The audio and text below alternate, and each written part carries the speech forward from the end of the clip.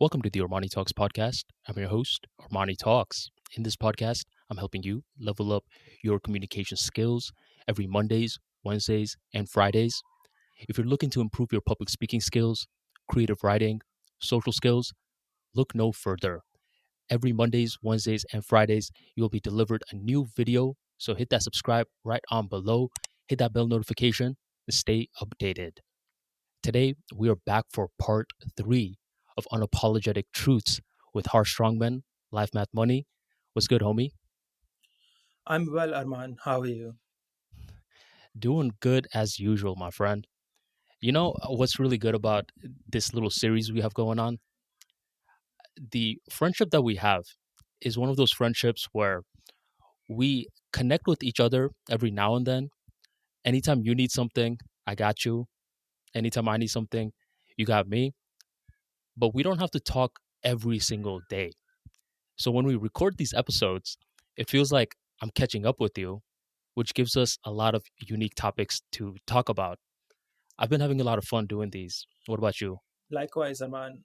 It's always good to connect with you. I think you are a very intelligent person, and I value our friendship very much. Awesome. So I have a funny little story regarding Unapologetic Truths Part 2. So by the time we were done, I gave all the audio files to my audio engineer. He did all the technical stuff like clean up the background noise, sync our voices, all that technical stuff. hmm By the time he gave it back to me, I had to now listen back to it in order to put the timestamps in. And it's much different listening back to it versus actually participating in it. And as I was recording the timestamps, I was noticing that we're talking about one topic one moment, and we're talking about a completely different topic the next moment. One moment, we're talking about weightlifting. The next minute, we're talking about masculine, feminine energy. Next minute, we're talking about Jordan Peterson. So it's very, very hard to predict what is going to be brought up in these episodes. And I think that's what allows us for much more leeway and much more creativity. Did you notice that? Yes, I think we discuss a variety of topics, and it's always good to have someone you can talk to about more than one thing. Absolutely. So I was going through some of your tweets recently and I screenshotted one, which I thought was really unique. And you have this brilliant way of compacting an idea into 1 to 2 sentences, where sometimes it's extremely clear and other times it leaves the reader up for imagination. And it was a tweet regarding most people are atheists, but they just pretend like they're not. Do you recall that tweet? Yes. I thought that was a very interesting tweet. And I was actually having a discussion regarding this with someone, with a lot of people who are not practicing any form of spirituality, religion, and they don't have too much interest, or if they do have interest, not much practicalities. Did you want to break that tweet down a little? Yes. So when people say that they follow a religion, let's say that they call themselves a Hindu or a Muslim or a Christian or whatever other religion they follow, 99% of them don't actually follow that religion in the sense that they don't even know what the main values of that religion are, what that religion tells them, the stories of that religion. They just call themselves a follower of that religion simply because that's what they were told to do when they were children. If you had to ask, say, the average Hindu about the Ramayana, he will just have no idea. He will give you some story that he's seen on TV or watched a movie about, but as some I recently read the actual Ramayana, and I used to be one of these people. I used to think that I know about Hinduism, but I didn't actually know much about it. But when I read the Ramayana, I read Bibik Dev Roy's translation of it. It's an unabridged translation. So the guy just took Sanskrit and he translated it to English. So it is not an interpretation; it's a direct translation. And the Ramayana is actually a very interesting, a very wisdomful book.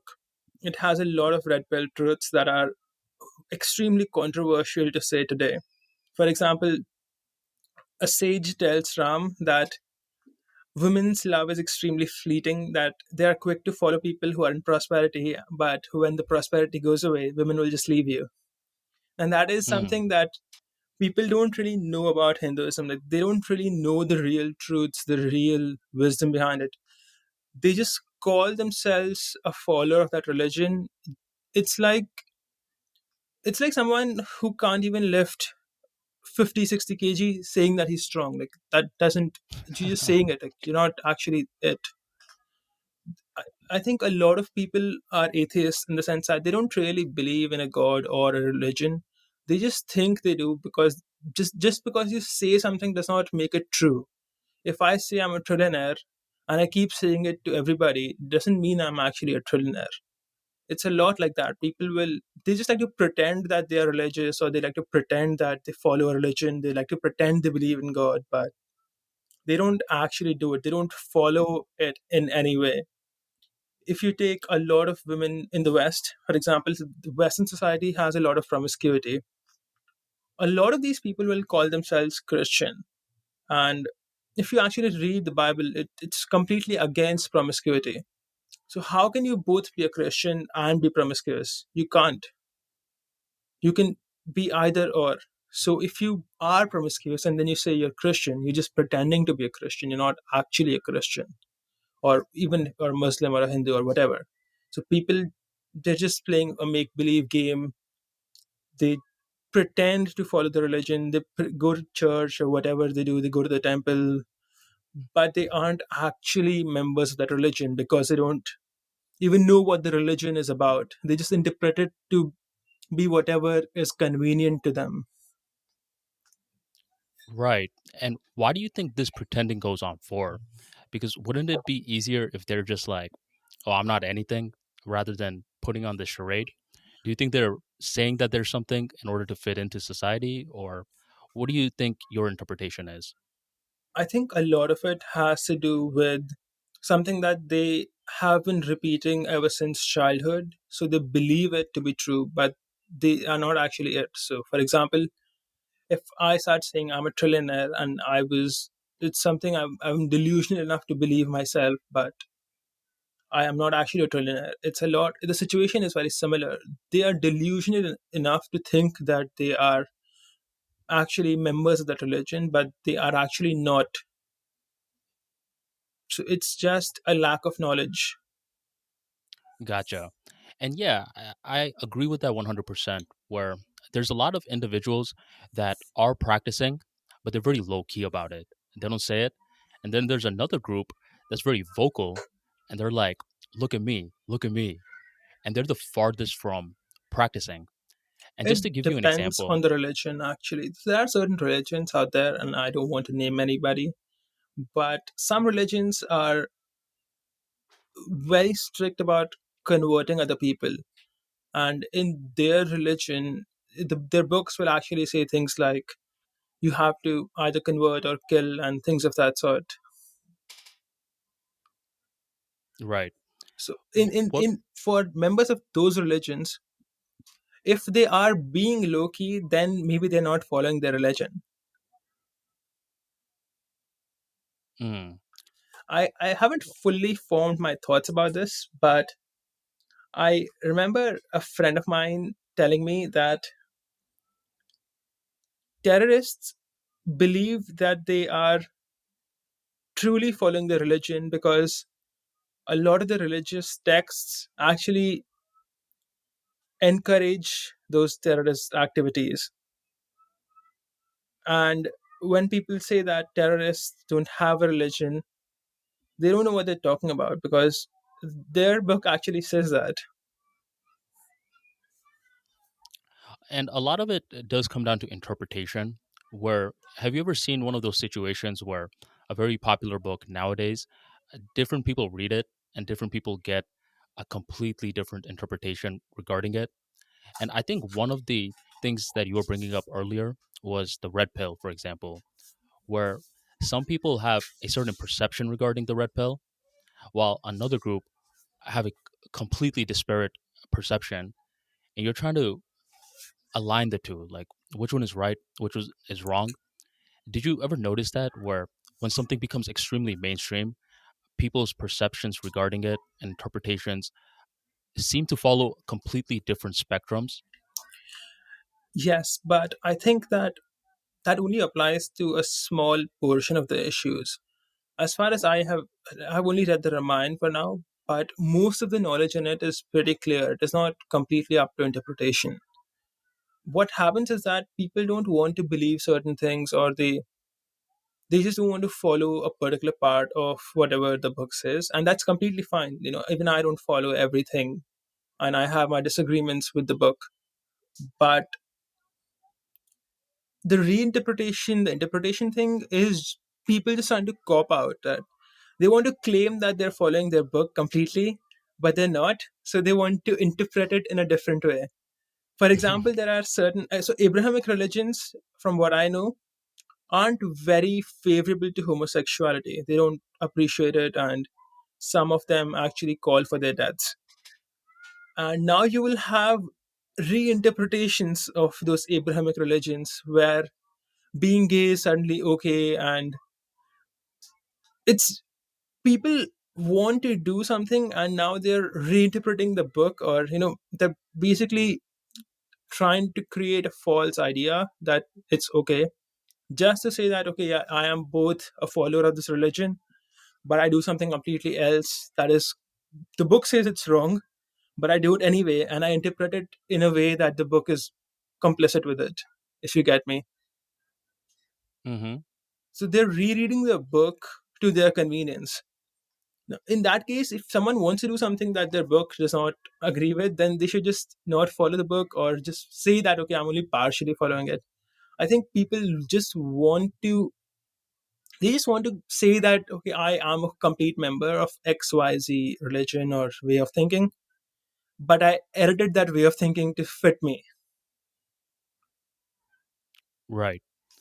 Now, let me ask you a question. Wait, I just want to clarify something before we go on. I might have sounded that it's a, one everyone should follow religion. I'm not saying that. I think a lot of the things in the religious books are not applicable to the modern world, especially the ones related to terrorism or conversions or things of that sort. I'm just trying to make the point that people will reinterpret religion just to suit their own needs. It doesn't actually change what the book says. Like, you're just lying to yourself and everyone else. So to maintain peace or whatever other thing, but at the end of the day, you're lying. Gotcha. And you don't have to go too detailed with this, Harsh, but in your day to day life, how much practicalities would you say a belief or just an experience in a higher power has for you? Any practical benefits that you can spot out in regards to your business, your personal life, ethics, etc.? I wrote an article once, and the article was titled "The Usefulness of Believing in God," and I will summarize it for you. The thing is that when people, if you take atheists for example, atheists will often say that your beliefs are illogical and there is no God and you're basically delusional. But they don't see the advantages of believing in God. And I will give you a major advantage. Whenever you have a situation in your life that you don't have any control over, your brain will obsessively focus on it. Like, you will actually have worry, and it'll be very difficult to get thoughts out of your head. But if you believe in God, or at least on some level think that you believe in God, or even if you force yourself to believe in God, you can then offload those things on the abstract concept of a God. So you can say, okay, I can't control this, so it's in God's hands. So I can stop thinking about it now. So whatever God will do would be final, and I have no control over it. In many cases, that's what happens. In many cases, for example, if you're fighting a court case, you don't have control over what the judge will say unless you're paying him or something.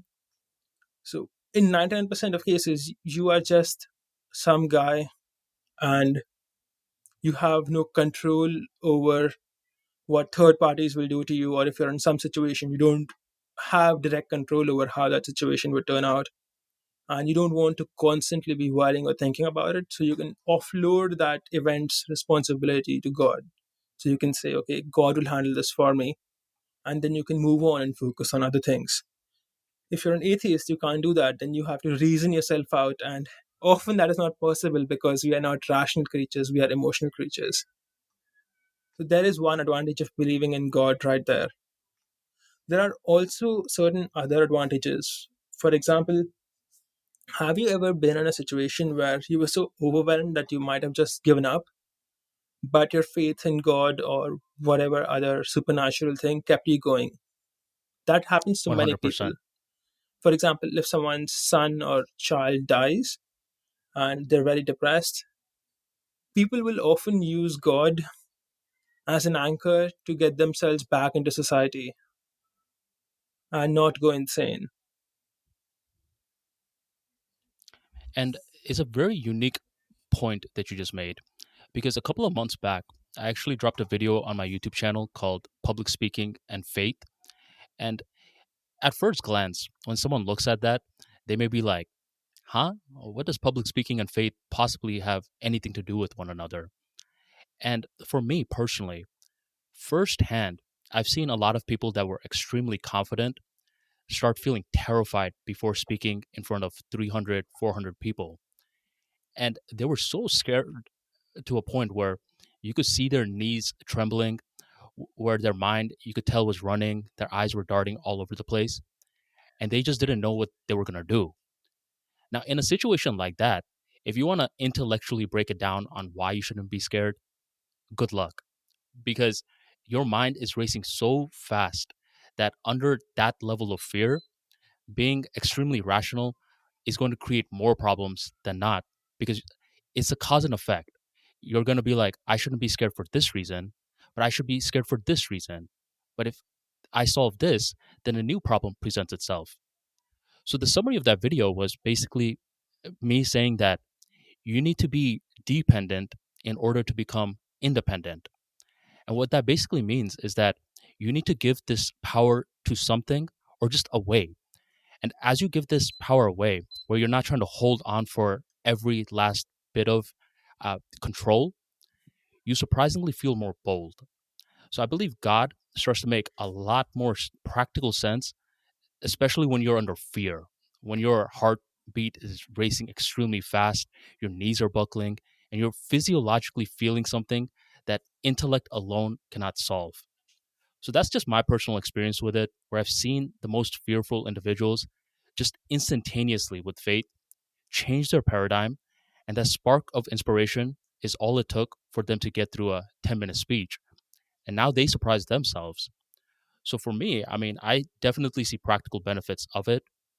And it's unique hearing your perspective as well, where you also factor in this person being able to assimilate back to society after a heartbreak of some sort.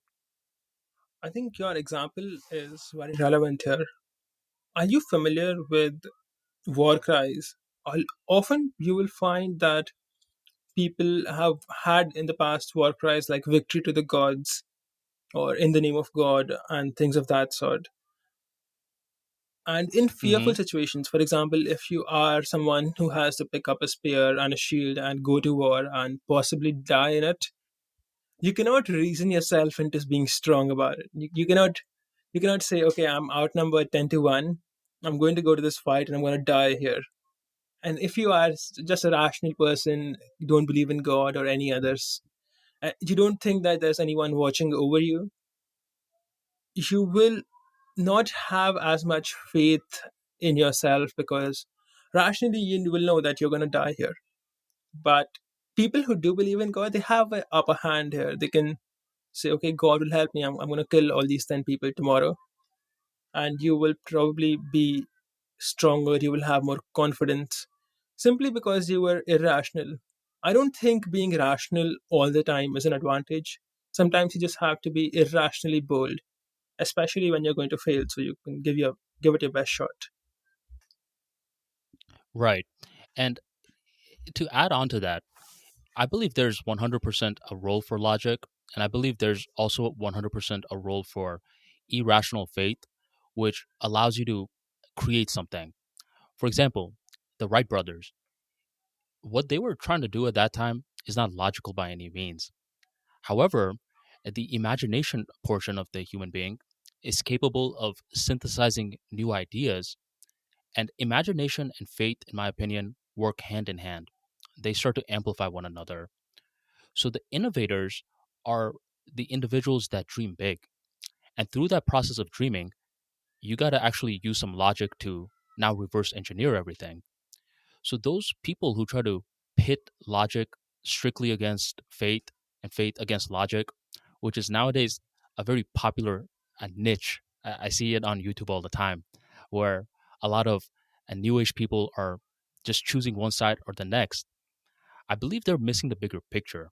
I believe it's sort of like a coin where there's heads and tails, and it's all about priming the mind to see the edge of the coin rather than trying to identify with one side on which one is better, one or the other. What do you think?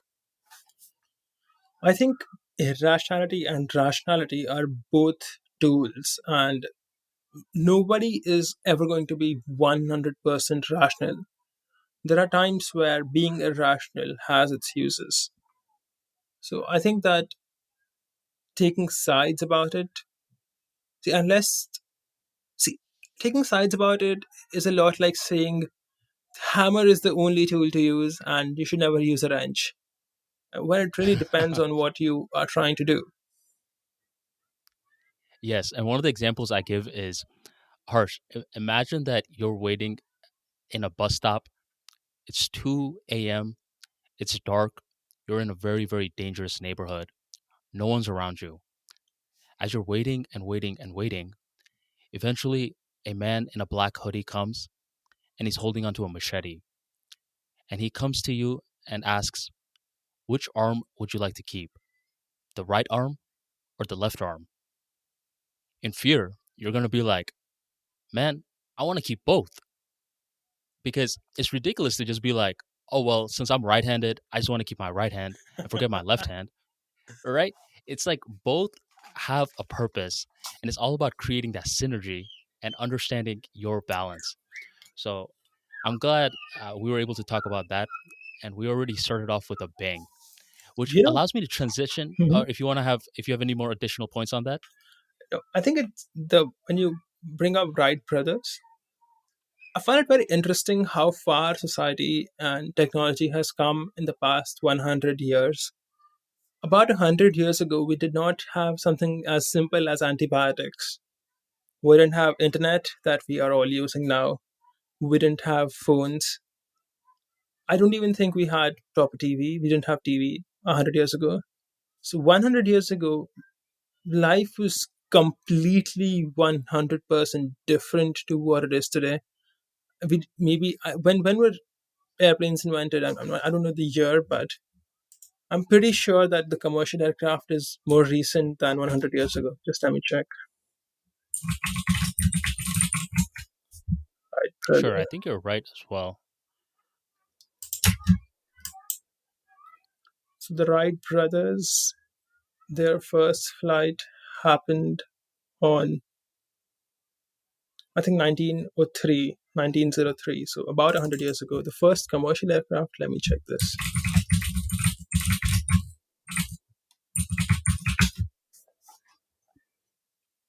So in 1914, we had the first scheduled passenger airline service. So about 100 years ago or so. So in the past 100, 150, or 120 years, we have had so much development that we did not have before. I think even petroleum is 150 years old, if I'm not wrong. Yeah, and we've been progressing at rapid rates, which is something that's gone unnoticed. I saw a tweet of yours where one day, I don't know if you recall this, but you got extremely curious about magnets. You remember that day? Yes, I remember. I have Was there a always reason been why? curious about magnets. I just never got the answers that I've been asking about it. Why do magnets work? Like, why do they attract each other? And so far, what I've understood from reading Wikipedia and other people's responses is that the electrons in all the atoms in a magnet spin in the same direction, and that somehow causes everything to be sucked towards it. So looks like everything is a magnet in its own way. So everything is attracting everything else. Like all matter Hmm. is attracting other matter. But in a magnet, so in a regular piece of, let's say, a regular piece of plastic, all of these particles are at random locations. So they kind of cancel each other out. So if one particle is spinning in the rightwards direction, the other one will be spinning in the left, or it just is a little bit jumbled, and it does not produce any strong amount of gravity towards it or attraction towards it. But in a piece of a magnet, it's apparently all aligned well enough to amplify the gravity of the magnet, and that's how it works. I'm not an expert in this. It's something I've always wanted to know. Why does it do it though? Like, why? Let's say these particles are spinning in the same direction. Why is it pulling things to it, and why is it only pulling certain things to it? Hmm. And that's that element where now you want to question the part of life in it. Where I recall, I think you were getting maybe a little agitated because a lot of people were just giving you formulas. They were saying, oh, well, magnetic field, this formula, that formula. I believe you were asking a much deeper question about the why rather than the what. Yes, people tend to describe the issue in different words. So if you ask something, why is a magnet pulling, they'll give you like, because of this formula. Like, this formula says this, and that's not true. Like, the magnet is not pulling things because someone made a formula. Someone made a formula because he saw the magnet pulling things. So the formula describes what the magnet is doing and how much the magnet is doing it with the number, but it doesn't actually give you the reason why magnet is doing something. For example, okay, the Earth is pulling all of us down at 9.8 meters per second, but why is the Earth pulling us down? I don't know that, but I want to know that. I want to know why. What is so special about the matter we have that it's pulling us towards it? And Right. the formula doesn't cover that. The formula just says the speed of it being pulled down is this, or the direction is this. It's downwards towards itself and not away from it. But there is no reasoning behind it. Like, I don't know why it's doing it. Like, it's just something you're supposed to accept. Like, okay, matter pulls other matter towards it, but no one has been able to explain why, and that is something I would really like to know. Yes. It's actually it reminds me of a situation from a couple of years back. So a couple of years back, in one of my roles, I was working with night vision a lot, Hmm. where I was working with this one company who creates cars with night vision within it. So their customers, they can drive at the nighttime. And as I was shadowing them, I started to become extremely curious because a night vision in itself is something that's extremely magical. You could either fire off certain rays from the electromagnetic spectrum, excite the molecules, and then capture it, Hmm. or you could just see the difference in heat. Anyways, I don't want to go too super technical with that, but the part that got my curiosity was the electromagnetic spectrum, where once they brought it up, I didn't really know what it was at the time. I heard about it in my classes, but I didn't understand the practicalities. And here it was, this thing called the electromagnetic spectrum, which completely makes you question your view of life. Because as I was looking at the spectrum, which is pretty much existence as we know it, there was only a small sliver in that spectrum that human beings can see, and that's known as the visible light. But Hmm. the rest of the spectrum we cannot see. For example, microwaves. Whenever you put food in a microwave, the average bubba thinks that the food heats up because there's a light that's on. They're like, oh, that's why the food heats up.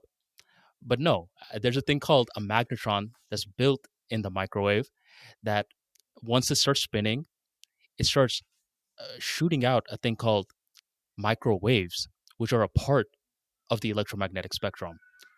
What I find baffling is that I can't see these microwaves. It's invisible, yet it's having a tangible effect on my food. That's one example. Another example is a couple of years later, I started this Bluetooth beanie business. And by the way, folks, I don't recommend starting that business because people people only buy beanies when it's the winter. Your business will fail when it's the summer. Anyways, uh, when I had that Bluetooth beanie, I saw it speaking to my phone basically because you have to connect it, Mhm. and that's what Bluetooths are. Radio waves, another part of the electromagnetic spectrum. And once again, we cannot see it, we cannot touch it, yet it's producing a real life effect in my physical reality. So that's when I started questioning how much of the things in this world are we not seeing and we're taking for granted. So I believe that was my moment. And it reminded me of you when you got extremely curious about the magnet, To answer where your we wanted to know question, the deeper.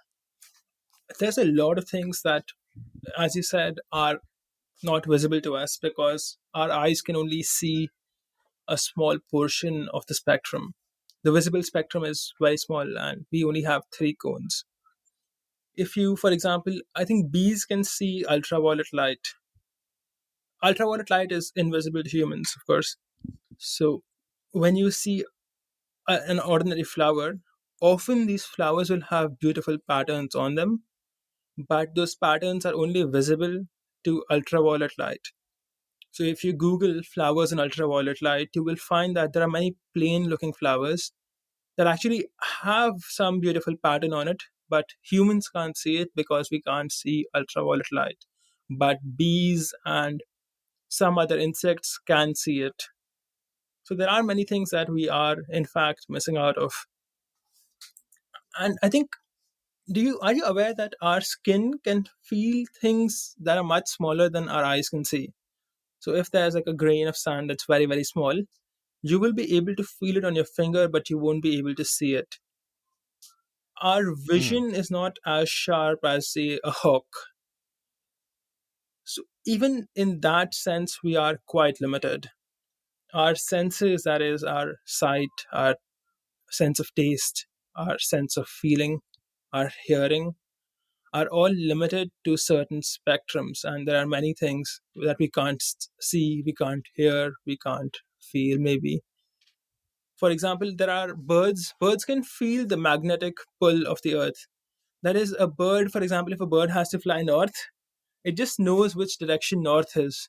We don't know that. Like, as a human, you don't know which direction north is. There are many animals who instinctively know where north is. I've also heard that before an earthquake comes, often dogs and other animals will clear out of that area because somehow they can tell there's an earthquake coming, but humans don't. We lack that sense. There are also noises that we can't hear. So, if you are you familiar with a dog whistle? Yes, I've heard of that. It's a whistle that you can blow that humans cannot hear, but dogs can hear it. So it's silent to us but loud to them. So there are sounds that we can't hear. In fact, there are fires we can't see. Like, there are actual invisible fires. If you burn alcohol, you can't see it. If you take hand sanitizer and you put fire to it and it's broad daylight, you won't be able to see it. You'll only be able to see it in the dark. So this is a fire that's burning really hot, but you can't see it. And that's interesting because it kind of makes you start questioning which version of reality is right.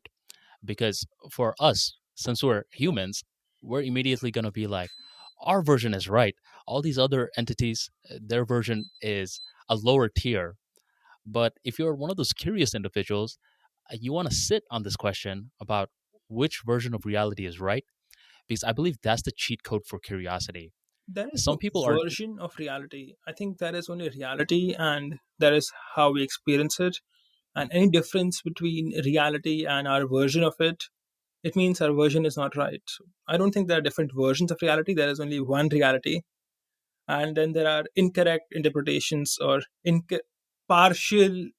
Let me not say incorrect. Let me say partial representations of it. interesting. And what do you say this has for the bigger picture? Because for running Life Math Money, you need to be a continuous learner. Otherwise, I mean, at some point your content erodes and you just don't have anything else to say. How do you keep yourself constantly curious about the game of life? I don't.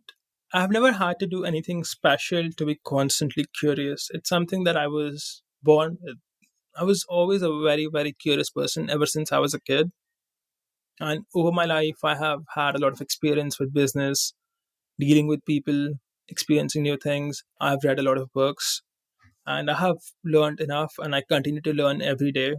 And that is why my content is people enjoy my content. They find it valuable because it comes from experience, from real knowledge, and I'm not just making it up like a lot of content creators tend to do. So I think that there's nothing special I did to be curious. It was just how I was born. God made me this way. Awesome. Did you know or do you notice certain people nowadays lack that curiosity? Which my theory is that a lack of curiosity leads to the victim mindset, and the victim mindset makes it much, much easier to brainwash others. Because to brainwash someone, you need to get two variables in line. You need to get letters and numbers in line. If the letters and numbers are controlled in a certain way, it's easier to paint a narrative towards a mind that's not curious versus the mind that is curious, who's like, whoa, whoa, whoa, I'm going to guard my mind first and I'm going to assess whether or not this is true. So, my opinion is that, I think you have a gift where you are curious. And since you are so curious, people, you're probably like, man, isn't everyone just curious like me? And this is one of my gifts I as think well, most where people are not curious, and I don't think it's their fault. I think that below a certain IQ or intelligence level, however you want to think of this, people are not curious or not as curious as people who are intelligent. Because when you're intelligent, you tend to see more patterns, you tend to ask more questions, and you want to learn more because it's the only thing that satiates you. It's the only thing that stimulates your brain properly. Intelligent people don't read books to learn, they read books because they have to. They would get bored and they would be miserable otherwise. Dumb people have to be made to read books. So if you see dumb people in school, and there's nothing they can do about it, they were just born this way. So if you take a dumb person from back to your school, after your school ended, most people who are below a certain IQ level will never voluntarily pick up a book to read. They would rather go out, talk to their friends, watch a movie, relax, chill, have fun, whatever. But it would not be a source of stimulation to them to have to read a book. But with intelligent people, that is not the case. Often, with intelligent people, reading a book is a source of fun and entertainment and joy. They are naturally curious because they are smart. So I don't think that curiosity is killed in people. To an extent, it is, but I think a lot of curiosity is just dependent on how intelligent you are. If you get me, I don't think dumb people, they just lack the capacity to be curious. Let's put it that way. Like they are not capable of being curious in the first place. So to ask and them do to be curious is just wasting your time. You will do often you see these. Sorry, go ahead. do you think that fire can ever be lit in them again, or do you No, think it's just good as done? I think for most of them, you could help them a little bit. You could, if you show them the right way, they will be a bit more curious. But I don't think that an extremely let's say someone at an IQ level of 90 will ever be as curious as someone at an IQ level of 130. At least the average 90 and the average 130 guy, like there are obviously exceptions in every situation, but the average 90 IQ guy and the average 130 IQ guy. For example, if you take, say, math, if you take calculus, the smart person, maybe he finds calculus hard, but at least he's able to do it. So he's curious about what are the applications of it. He would want to learn more, but a dumb person would not even care about that field. Even if you told him where it's used, why it's useful, he's just gonna be like, I don't really care. I would rather just watch TV. If you look at history, all the innovation in the world, all of it, 100% of the innovation in the world has come from people who are in the top 1 or 2% of intelligence. If you take electricity, Nikola Tesla, cars, any major invention that changed humanity forever, all of it came from people who were in the top 1 2% of intelligence, and their inventions have benefited all of us. If you take Einstein's relativity has allowed us to deploy satellites, go to space, keep a track of time with objects that are moving much faster than us. And Einstein was, of course, in the top 1% of intelligence. I think it's just how humanity is, that 1% of people will bring all the innovation, but everybody else gets to enjoy it. Now, out of curiosity, how do you determine who's smart and who's dumb? Are you evaluating them from the lens of IQ, or do you have a different measurement? IQ is a rough measure. It does not fully encapsulate intelligence. I'm not sure if there is a way to accurately measure how intelligent someone is, but I think offhand we can say that yeah, some person is smarter than someone else. If you take 100 people, you can very easily filter out the 90 dumb ones. Just go Hmm. to any classroom in the world, any classroom. Out of 100 people, only maybe three, four, five of them would be bright. The rest of them would either be average, and maybe 10% of them would be below average. And that is, you don't need an accurate number to measure that. You can just do that in any classroom. Every teacher knows that. Like, there are some students who are smart and some who are not. Gotcha. So for myself, my perception is a little different in that regards. Basically, where I personally, for example, for me, I was not a good student in school whatsoever. I did my best to, study, do all that stuff. SATs, average, uh, grades, average. For the most part, from the formal setting of school, I would be classified as a mediocre or average student at best. But I believe my intelligence actually laid somewhere else, where I'm the kind of guy that wants to let consistency do the talking, let skin in the game do the talking, and let discipline do the talking. And I believe intelligence, it really comes down to finding the right compass. The reason that I hated school was because I wasn't learning about any topics that I was naturally curious about. And even if I was curious about it, I didn't understand the why.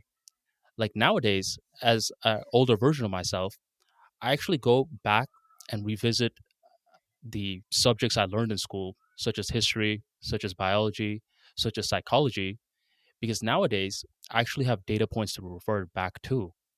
But if you were judging me by my formal education self, at that version of Armani, you'd be like, man, this guy's a straight up idiot.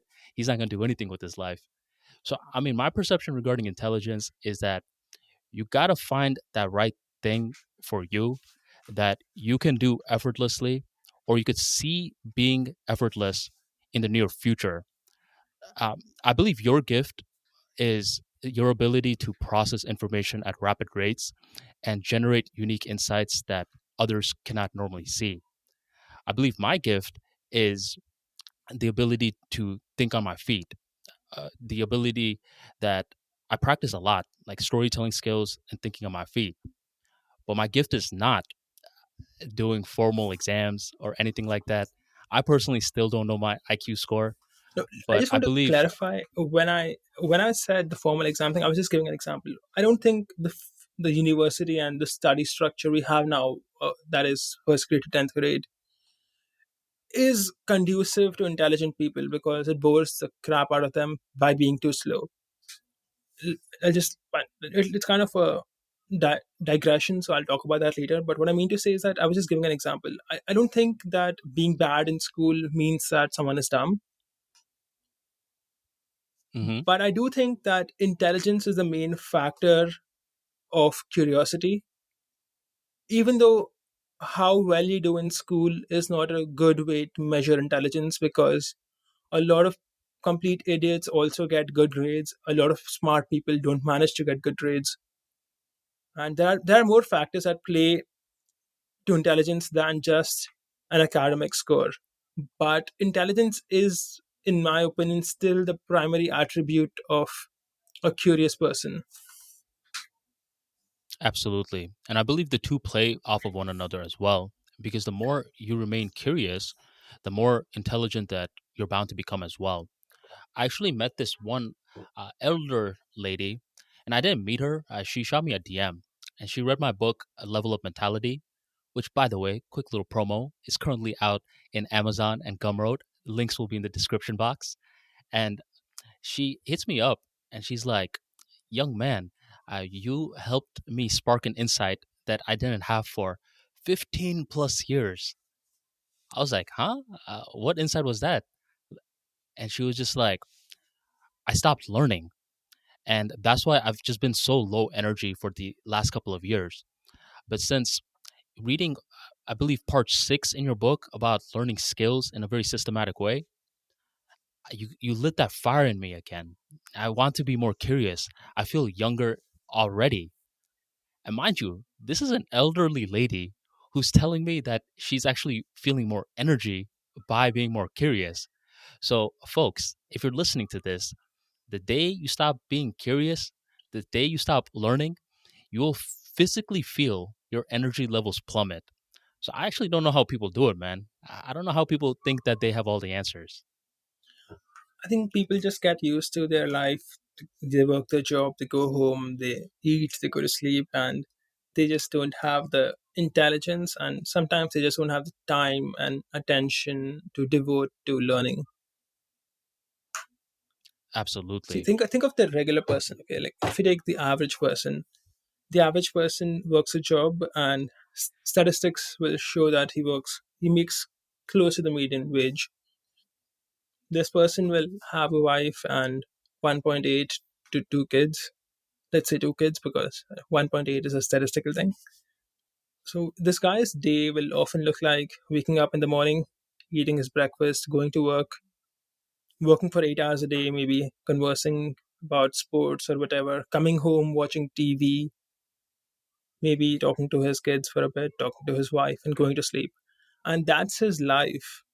He has no, even if he was intelligent, even if he was curious, he has no incentive to be more curious. People like us, even though we are curious, we are intelligent, we have incentives to actually pursue those things because that helps us in our day-to-day life. It helps us write more, it helps us create better content, it helps us find new ideas to test.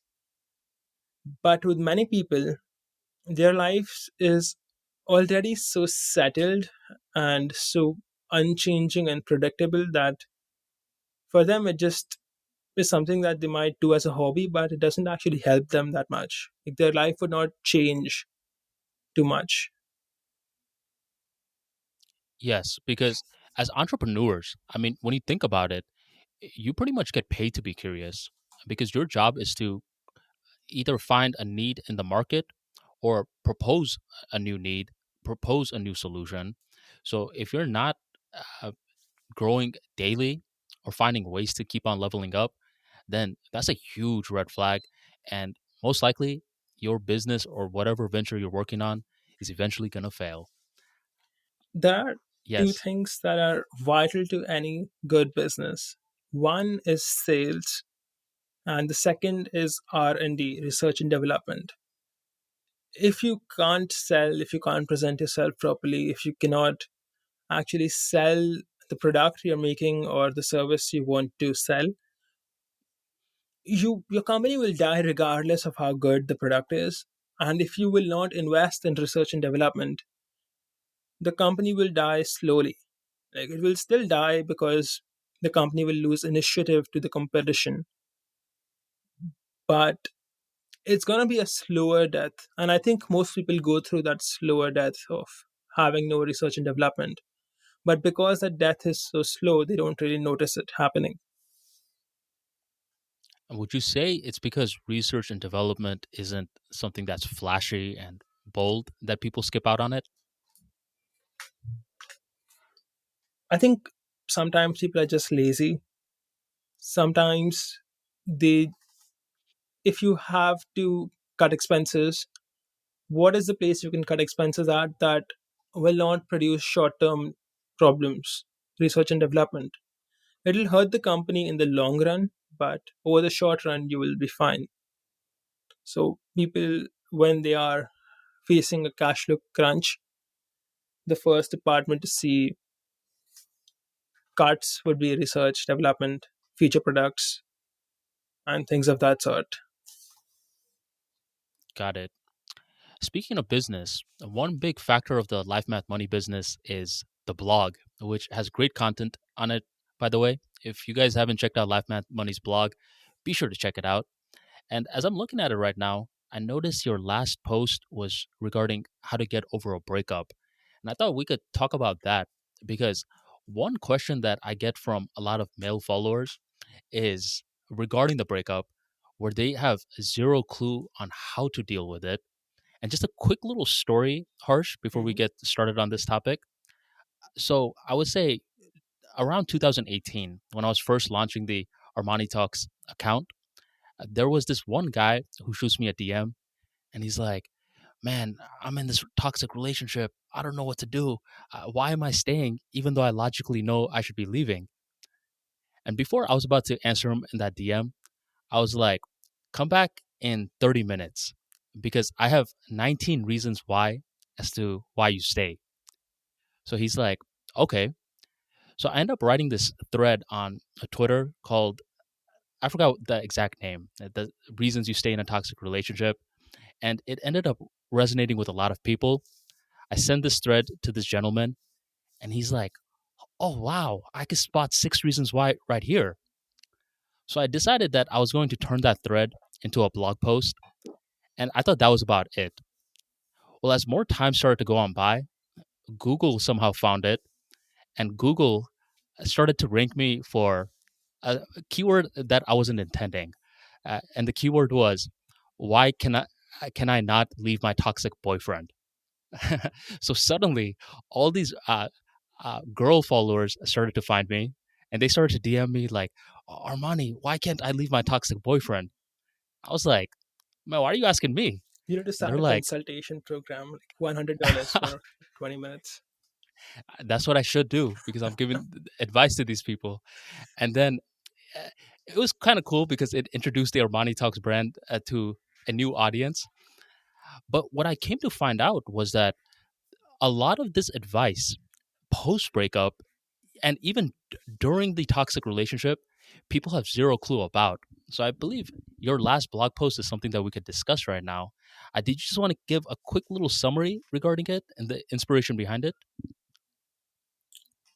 The inspiration behind it was simply SEO. I wanted to write more articles this year, and I was looking at SEMrush and I was trying to find what people are searching for, and this turned out to be a topic. So there is no backstory to this. It was simply an article for Google search. Although, to summarize the article, I think it's a very valuable article for most people. And let me open the article so that I don't miss anything. The thing is that these articles take me like a week to write, so it's Mm-hmm. good to refer to it if I want to talk about it. Absolutely. So, what happens during most breakups is that men tend to go through this phase of lots of sadness, loneliness, depression, or quote unquote depression, like it's fake depression. And they tend to get really down. They lose energy and their drive to do anything. And the most important thing for a man going through this is to understand that this is a temporary phenomenon. You don't, love is like a physiological thing. It's not whatever the movies and what popular culture tells you. Love is something physiological. It's a chemical response. You be around someone long enough and you will develop attachment for them. And when you are separated from someone you're attached to, it could be, say, a girlfriend or even your dog, you're going to feel extreme sadness for a while. And this is an evolutionary response. As humans evolved, we lived in tribes. And what would happen is that if, for example, you lost the support of your tribe, you would be screwed. You would probably die. Which is why we are wired to feel extreme sadness when we are, say, completely alone or we don't have any friends. That's our body's way of trying to get us to go back to our friends, make up with them, and things of that sort. So what's happening here is that you're feeling those emotions that your DNA is wired to do, but it's a temporary thing. It's gonna go away. So people need to realize that this is a temporary thing. Like you'll be fine. Like in a week, 2 weeks, maybe a month or two, you'll be okay. Do you know when you lose someone in the family and you feel like very upset about it? We all have had this happen. All everyone watching, at least if you're 20, 25, you had someone in the family die, and you were very upset for like a month. Most people are upset for like a week or two. But let's say you really were into love with them and you were upset for about a month. But after that, you will generally start feeling better and better and better as the weeks go by. You will not be down in the dumps for the rest of your life. So, this is a physiological response to separation, and you will be fine. The other thing that people should realize in a breakup is that your brain tends to catastrophize it. Like your brain will start telling you, like, she was one in a million and you've lost the soulmate, you will never find a better girl, and that's all crap. Soulmates don't exist in real life. Like they're a creature of movies, comics, TV shows, but the concept is completely made up and fake. Any girl that you had feelings for is just a girl that you were around for a while. Like you dated her for a while, so you got attached to her and you had feelings for her. She was not your soulmate or anything like that. And the one in a million is also crap. I'm gonna be honest, okay? Most girls are not one in a million. In fact, almost no girls are one in a million. Most or almost all girls are one in 100, one in 200. They're just not that unique. So stop trying to catastrophize it. Like, you haven't lost anything ultra rare. In fact, if you go out and you talk to 100 girls today, if you go out in the morning and you talk to 100 girls, I can guarantee that there are girls in those 100 girls that are hotter than the girl you broke up with, younger than the girl, smarter than the girl you ended things with, are more feminine, can cook better, make better conversation, more intelligent. And I bet there's at least one girl in those 100 who is all of the above. So no matter how hard the breakup is on you, you haven't lost something that's completely irreplaceable. There are many women out there who you would be perfectly compatible with, you would like better, and there is actually millions of such women out there. There are thousands who live less than 30 minutes from you if you live in a city. So the fish is all around you. You're living in the sea. So if you've lost one fish, it's just fine. Like, don't think about it too much. And the rest of the article is pretty simple things that people tend to already know, that you got to keep yourself busy, don't stay at home, get some fresh air. The other thing you would want to do in a breakup is you would want to start seeing other girls. Like you want to go on action dates. That is, you want to play a sport or something and not just watch a movie where you just sit and talk or go for dinner. Like, you want to have fun with the girl. You want to do things you enjoy, like football or badminton or whatever else you want to play. So this will make you feel better. It'll give you some exercise and it'll help you find replacements for the girl that you ended things with. So don't stalk her on social media. Just get away with it.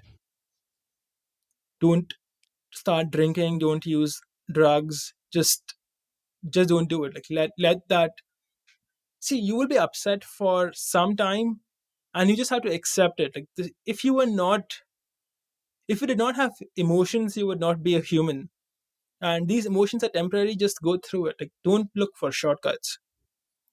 And the last thing the article talks about is you got to learn from your mistakes.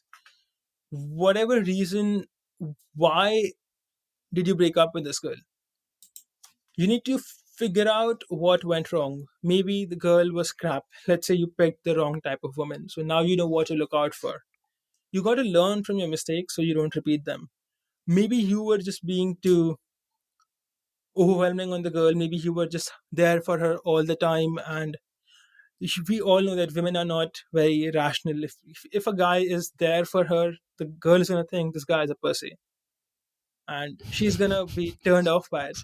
So women can't handle a guy that gives them too much attention and too much time because that makes them feel this guy is extremely low value.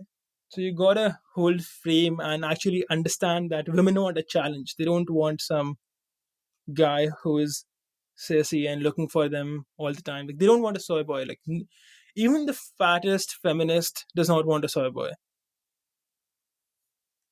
She wants. There's a guy called Book, and he has a good analogy on this. That is, women want a bird that is wild and free, and they want to catch that bird and put it in the cage, and the cage is commitment. They want to have the ingenuity to catch a good wild free bird, especially if other women are also trying to catch it. No woman wants a bird that wants to fly into a cage by itself. Like they don't they don't want some needy injured bird. Like they want a wild free beautiful bird. So don't give her too That's much too time funny, man. attention and just be a bit aloof. Don't be super available. You don't have to basically be of use to her or anything of that sort. All of them are like bad ideas that society puts into you, but that does not work with women. Bro, the bird in the cage. That was too funny, man. Good stuff, dude. Now, these are brilliant insights, man. And I'm going to link the article in the description box. Anything that we're speaking about, any resources are all going to be linked in the description box. And what was that name of the book you mentioned? Pook Book something? of Book. So it's on bookofbook.com. Okay, cool. Now, these are very, very unique insights, Harsh, where some people are like, well, yeah, I knew that. While another group of people are like, whoa, I never even thought about it like that. You Would know you? what's interesting is that these insights are not that unique. If you pick up any old book that is a book written 2000 years ago, if you pick up, say, I think you're a Muslim, so if you pick up the Quran, or if you pick up a Hindu text, even Ramayana has things of this sort, even the Bible would have it. All the old books will say the same things about women.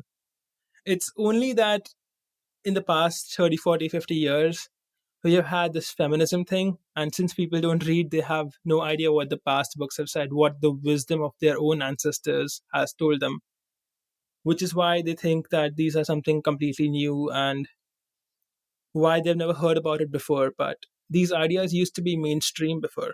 People used to know these things. Unique. Did younger Harsh ever go through a bad breakup, or did you curve those? I've never had a woman that broke up with me. It's usually me doing the breaking up. Got it. And what about your friends? Did you ever see one of your friends go out of control because of a bad breakup, or not really? Not really. So I have I never had extremely attached friends in that sense that I did maybe come across people who have had this. Like I've seen some guys cry about it, but I was like, yeah, okay. I just like, I didn't care enough about it to spend too much time around someone like that. I knew this one kid in undergrad who was poised to become this top tier lawyer, a very tiny, short little Indian kid who you would not at first glance think that this guy was a killer, but he was a killer in terms of how he spoke. He was extremely persuasive. He was had this nice tonality that could build rapport very quickly. And honestly, the sky was the limit for him. But for him, he went through a very bad breakup where his girl moved, she broke up with him and started dating someone like 2 days later. And this broke this dude, man, where he, throughout his entire life, did not drink, but then he became an alcoholic. He would start drinking, he would start crying. And I thought this was going to be a small little phase. Now, mind you, this happened over a decade ago. 1 decade later, I come to hear from different individuals that this guy is still the same. He still hasn't gotten over the breakup. And I'm like, dang, dude, that's that's so sad because the sky was the limit for this guy. And if you saw him, you could automatically feel that presence. But then out of nowhere, nowadays, I don't think he still does law. I think he couldn't pass his exam. And it's unfortunate because his vision was not bigger than his environment. And that just caused that spiral, which he was not able to come back from. Now, on the flip side, I see the exact opposite happen with a lot of guys as well, where after the breakup, they're 100xing themselves, and you'll see a new side to them that you couldn't predict from their past self. So that's just been my personal interpretations and experiences regarding dealing with different people and seeing how they react to breakups. From what I can tell, most people who have other things going on in their life, let's say they have a business and things that they care about, they're not that impacted by breakups. They have other things to focus on. Like everyone feels sad about it, but they don't have these spirals. I don't know why a friend went down the negative spiral. I think that someone who essentially loses the big picture of their life because of something as trivial as a breakup did not deserve success in the first place. I think they were just too weak. Because there are things in life that are much harder than breakups. Breakups are small things. There are things that are much, much harder. And if you're going to falter with such simple things that 99.99% of people can go through just fine, then maybe you just don't have it. You don't have what it takes, man. Like, there are things that are much harder than this. If you can't even deal with this, how can you deal with the harder things? And that's an unapologetic truth, in my opinion, that needs to be said because I 100% agree with it. Where I see certain guys, for example, in these relationships for so freaking long, it's toxic. They know it, and they're starting to act extremely feminine and very out of character. And, you know, the politically correct thing to say is, yeah, yeah, go ahead. You take all the time that you need. But the real unapologetic truth is that, as a man, people are not going to stop for you. People are not going to be like, oh my God, like take all the time that you need in the real world practice. Can you have some close friends that look out for you and say, listen, man, you're going to get through this, give you some words of wisdom? Sure. But eventually, what you have to do is take the accountability, accept the tough love, and come back 10 times stronger. With this individual, Harsh, I mean, it's a good observation where you said that this person was probably not primed for success because if you cannot come back from a breakup as a stronger version of yourself and immediately you're going to go to the bottle, not for 1 year, not for 2 years, but for 10 plus years, then what makes you think that success should have ever found you in the first place? Because your character was tested and you broke apart before everyone's very eyes. Yep. I think that hardships are the norm in life, and you gotta be able to get through it. And I think drinking is a terrible way to deal with hardships because it just has this addictive tendency. It damages your brain, your body. It has a lot of calories, and it does you no good. Like your friend, had he not drunk, maybe he would be doing much better. So one of the worst mistakes someone can make is to try to drink as a way to solve their problems. Just don't do it. Like drinking is the worst thing you can do. I don't drink, and that's one of the best things that I do. The best things I do are the things I don't do. That is, I don't drink, I don't do weed or any other drug of that sort. And that gives me the clarity of mind, the attention, and the actual ability to solve my problems in reality instead of just drowning myself out. Does Harsh have any vices? If you don't want to share it, that's completely fine. But do you have anything where you're like, man, this is that one thing that, I give myself some play for, or not really? Not really. And I'm not trying to come off as really stern, but I have a very simple life in the sense that I work, I study, I do my own things, and I don't really have vice in the sense that if I think something is not good for me, I find it not that difficult to stop doing it. That's a good trait to have because, I mean, from our past two conversations, you don't um, uh, consume too much entertainment, drugs, alcohol, or any of that for that matter. And you fill your mind with books, with conversing, with networking. I would actually say, Harsh, many people don't know this about you, but you are one of the quickest people to respond back, despite you having over 200,000 followers on Twitter. And I thought that just shows a lot about your character, which people may not know. They may think, oh well, Harsh, he's like big time now. He doesn't, hit other people back up. But routinely, when I shoot you a message, I get a response back in a couple of minutes to a couple of hours at times, and you're very, very prompt with that. So I did want to just give you a tip of the hat because I think that's a great characteristic to have, where you're a good networker along with a pretty big mind as well. Thanks, Arman. Although the reason you get quick responses is because you're my friend. Excellent. I'm happy to hear that. And I know that you're one of those individuals who's very selective about choosing your friends. So, do you recall MySpace? You ever heard of that I have website heard of it, before Facebook? but I have never used it. So I was very young when it was popular. Okay, so MySpace had this thing called the top 5 or top 8 friends that you could list from all Mhm. your friends. So I feel like I'm in your MySpace top 8 or top 5. And it's funny because if you were close with someone and you didn't put them on your MySpace top 5, there were issues. Like friends would be like, I can't believe you didn't put me and you put Susie over me. How could you? so, That's a so this terrible was design feature for the website, isn't it? Oh yeah. And do you use Snapchat by any chance? No, I do not. So Snapchat is basically when you could shoot people a quick little photo of yourself or a video, and it doesn't last too long. So when Snapchat was first being rolled out, they had a thing called close friends sections. So you could see who was sending who snaps. And I kid you not, bro, this broke up so many relationships because let's say Miriam is like to Billy, why is Rachel your number one number one friend and not me? Because it basically implies that he's sending Rachel more snaps. So you could directly see who you're conversing with. And dude, man, it was breaking up so many relationships for a certain period. I thought that was a very big quirk in Snapchat that luckily they got rid of.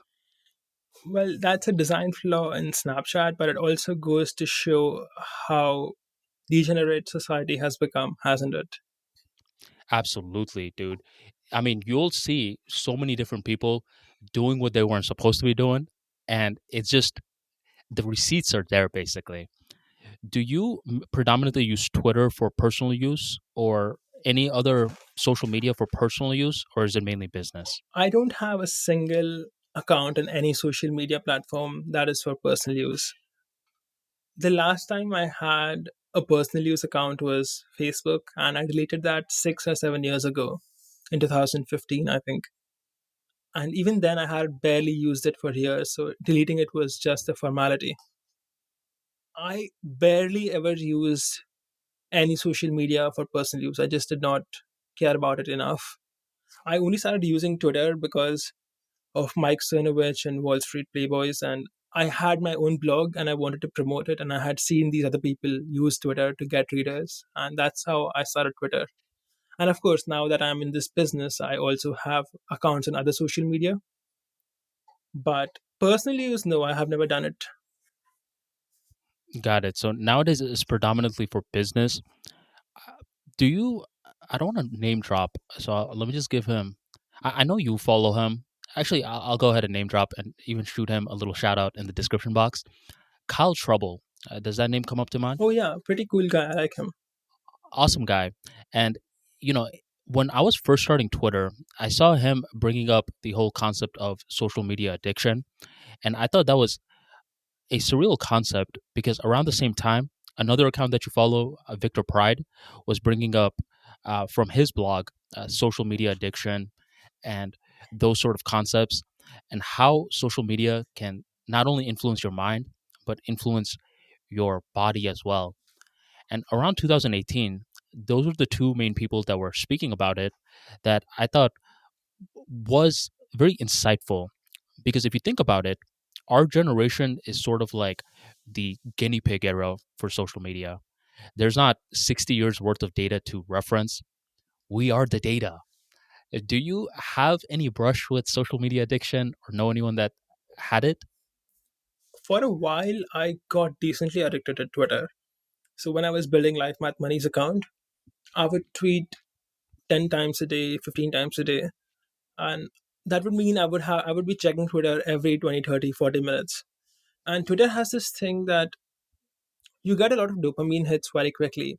You post something, you get a like, you get a comment, and you get used to seeing the notification bar go from 1 to 100 very fast. And when I was building my account from zero to a couple 10,000 followers, I did get addicted in the sense that even when I was bored, I would find myself unconsciously opening Twitter. So I was not opening it to tweet, I was just bored, and my hand would go and click the tab, and it would open Twitter. It took me a while to get rid of that addiction, and I'm pretty much over it. I barely check Twitter nowadays. I just schedule tweets, respond to people, but I don't read other people's tweets as much.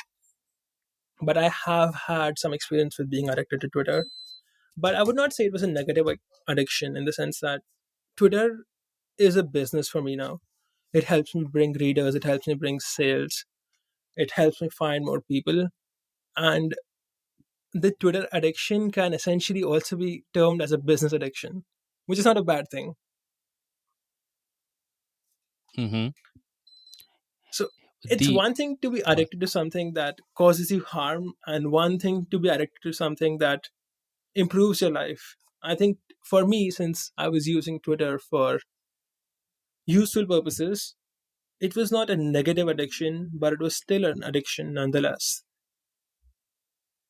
and luckily you're able to monetize your Twitter and you're getting some practical benefits out of it. But one line that you said that should terrify some people is that your hand was just moving towards Twitter where you had the awareness to pick up on it. There are tons and tons of people that it happens to that don't pick up on it. It's just that their hand is subtly, slowly moving to the phone. And that's when they have an addiction that they have no clue that they have. No, not For just the me, phone, Arman. So what would happen to me is I would say first of all I would open Firefox, I would open Twitter, I would do my tweeting thing. I would get bored of Twitter, so I would close Firefox on my computer, and I would go away and I would open my phone and open Twitter again. And I was like, what the hell am I doing? oh, so on the desktop as well. So I would use it on the desktop. I would get done with using it, and then I would open it again on my phone,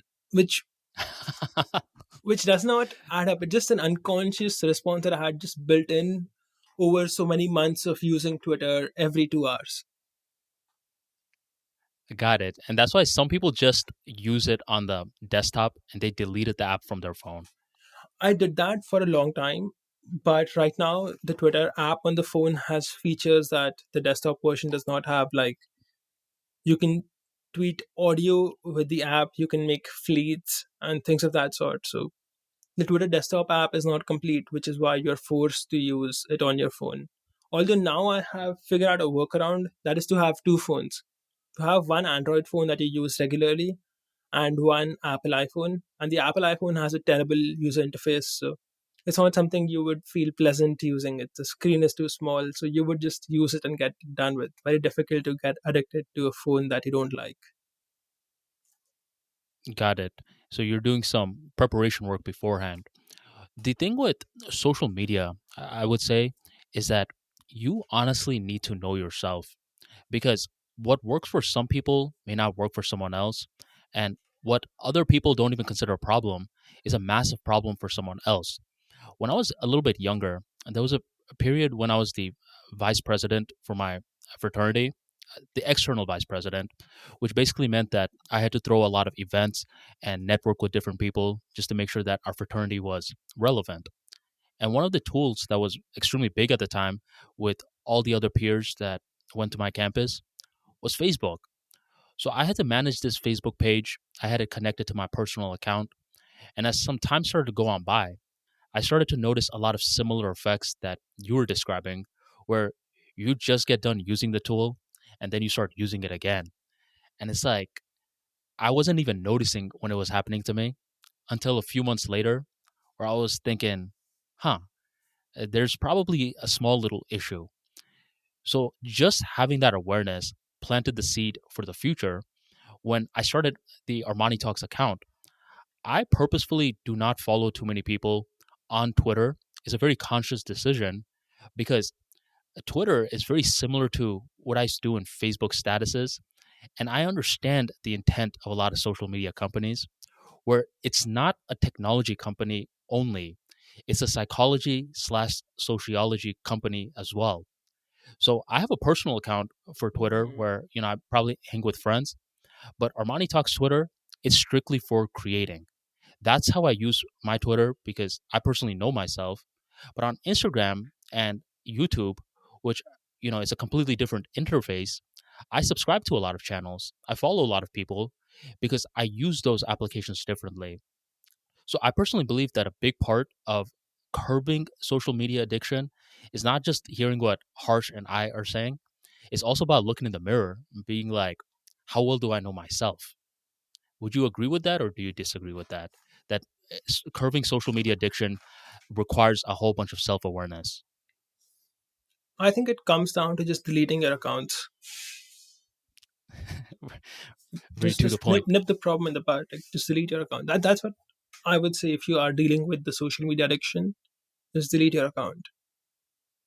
Although I would Got it. say that you can use your addiction to make you money. If you're spending so much time on social media, I assume that you must be around particular communities. So how can you add value to that community and make some money out of it?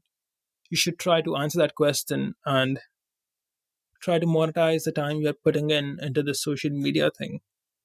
It has worked well for me, Arman, and thousands of other people. You know things about whatever you know, and how can you put it out there that is valuable to other people, that other people would want to pay you for. You take that skill to the public. Don't just consume. You need to start producing. Very interesting thoughts regarding social media. So let's do a quick little transition into harshest thoughts. What would you say are a few of the very important skill sets that a person should learn in order to become a high value person? I believe you already mentioned sales being one of it. Are there anything else? And you don't have to confine it strictly to business, it's just more so for life in general. Define high value person. A person that's capable of not only holding themselves up, but is capable of benefiting society in monetary, emotional, or some sort of way, educational as well. So there's two birds with one stone. This person is not just a people pleaser, but this person can provide value for themselves along with other people. So just to clarify, would you say a janitor is a high value person or not? Like, I'm just trying to frame my answer accordingly. I believe a janitor provides value, but let's talk about providing value at scale, where this individual has more leverage, sort of like yourself in terms of society, because you're capable of providing value at scale to multiple people rather than one person at a time. The most important traits you will need to develop is one, a high appetite to take risks, because anytime you attempt something at scale, there's a high chance that you will fail. A lot of times people have this mentality that working a job is better because you get a well-known paycheck. You know what you're going to make next month. If you want to be successful at doing something at scale, providing value to many people, you are going to have to take a big risk, especially in the beginning. So you need to have a high risk appetite. You need to be willing to do new things. You need to be creative. The other things is that you need to have energy. So how do you have energy? You need to be in good health. You need to have the right hormones in your body. You need to be alert. So you got to eat right. You need to sleep well. You need to have a good lifestyle. And these are things that people tend to not associate with success, that but these things do matter in the background. When you are too fat, or you just too slow, you don't think much because of how much you're eating. When you eat a lot, your brain tends to slow down, and all of these will reduce your chances of success. So all of these things do matter. Personally, I think a high value person is someone in good health who is able to add a lot of real value to society by producing something valuable. So there are people who do get rich by producing something that is worthless. Like if you take a politician, he can cheat everybody and get rich, but and he would many would consider him to be a high value person. But what I'm saying is that his value he's adding is not genuine value. He's just taking advantage of a position. So you want to create things of you need to be able to take the risk to actually try and create things that would be useful to other people. There are social games that people play, and you need to have the intelligence and the wisdom to not play them. People will, for example, when you were back in school or when you were much younger, say in college or something, people would spend all of their money to buy beautiful clothes and drink, have fun parties because it would give them this reputation. And that reputation just feels good, but it's doing nothing for them. They're just trying to get more status in that particular group. So you need to be wise enough to not play that game because you're just draining your resources, your time, your money, and it's not giving you anything in return. So you need to have the wisdom to do that. But other than that, I think it's pretty standard. Like work hard, be smart, don't waste time, don't do dumb things, don't do cocaine, don't race trains. Excellent. I want to zone in on one of the final points you were making about the whole status games. Have you ever read the book Science of Getting Rich by Wallace Wattles? No, I have not. You should definitely check it out. A great book. I'm going to put it in the description box. And in the book, Wallace brings up two ways to get rich. One manner is the competitive manner, and the other manner is the creative manner. And I believe the competitive manner is status games in a nutshell, where you brought up the whole politician example. And the creative method is, for example, where anyone who deals with a business transaction wins. So, just to give you an example, your product, the Twitter guide, which is a brilliant product, by the way, when someone buys it, they have the intention of wanting to improve their Twitter account and monetize it. So no one has to technically lose for you to win in this transaction. And this is what Wallace Wattles is talking about. He says to graduate from the competitive mind into the creation mind. And that requires you to find different ways to create transactions in a way where all people are winning and no one has to lose for you to win. A positive Did you sum ever? game, yes. Yes. Do you factor in that positive sum game, or is that something you've just been playing and you weren't even aware of it? I have always strived to do things that bring value to me, my customers, and to the people I work with. And that is simply because, let's say that you play a zero sum game once. Let's say that I sell you a product that just does not work as described, it does not help you. You will never buy from me again. You will, I will lose your trust if I say get into a deal with a business partner where he loses money and I make money. He will not Hmm. trust me again. So over the long run, playing this sort of zero sum game is a dumb idea. People tend to do it, but people are short sighted. Yes. Creating Another. value for people works for both of you.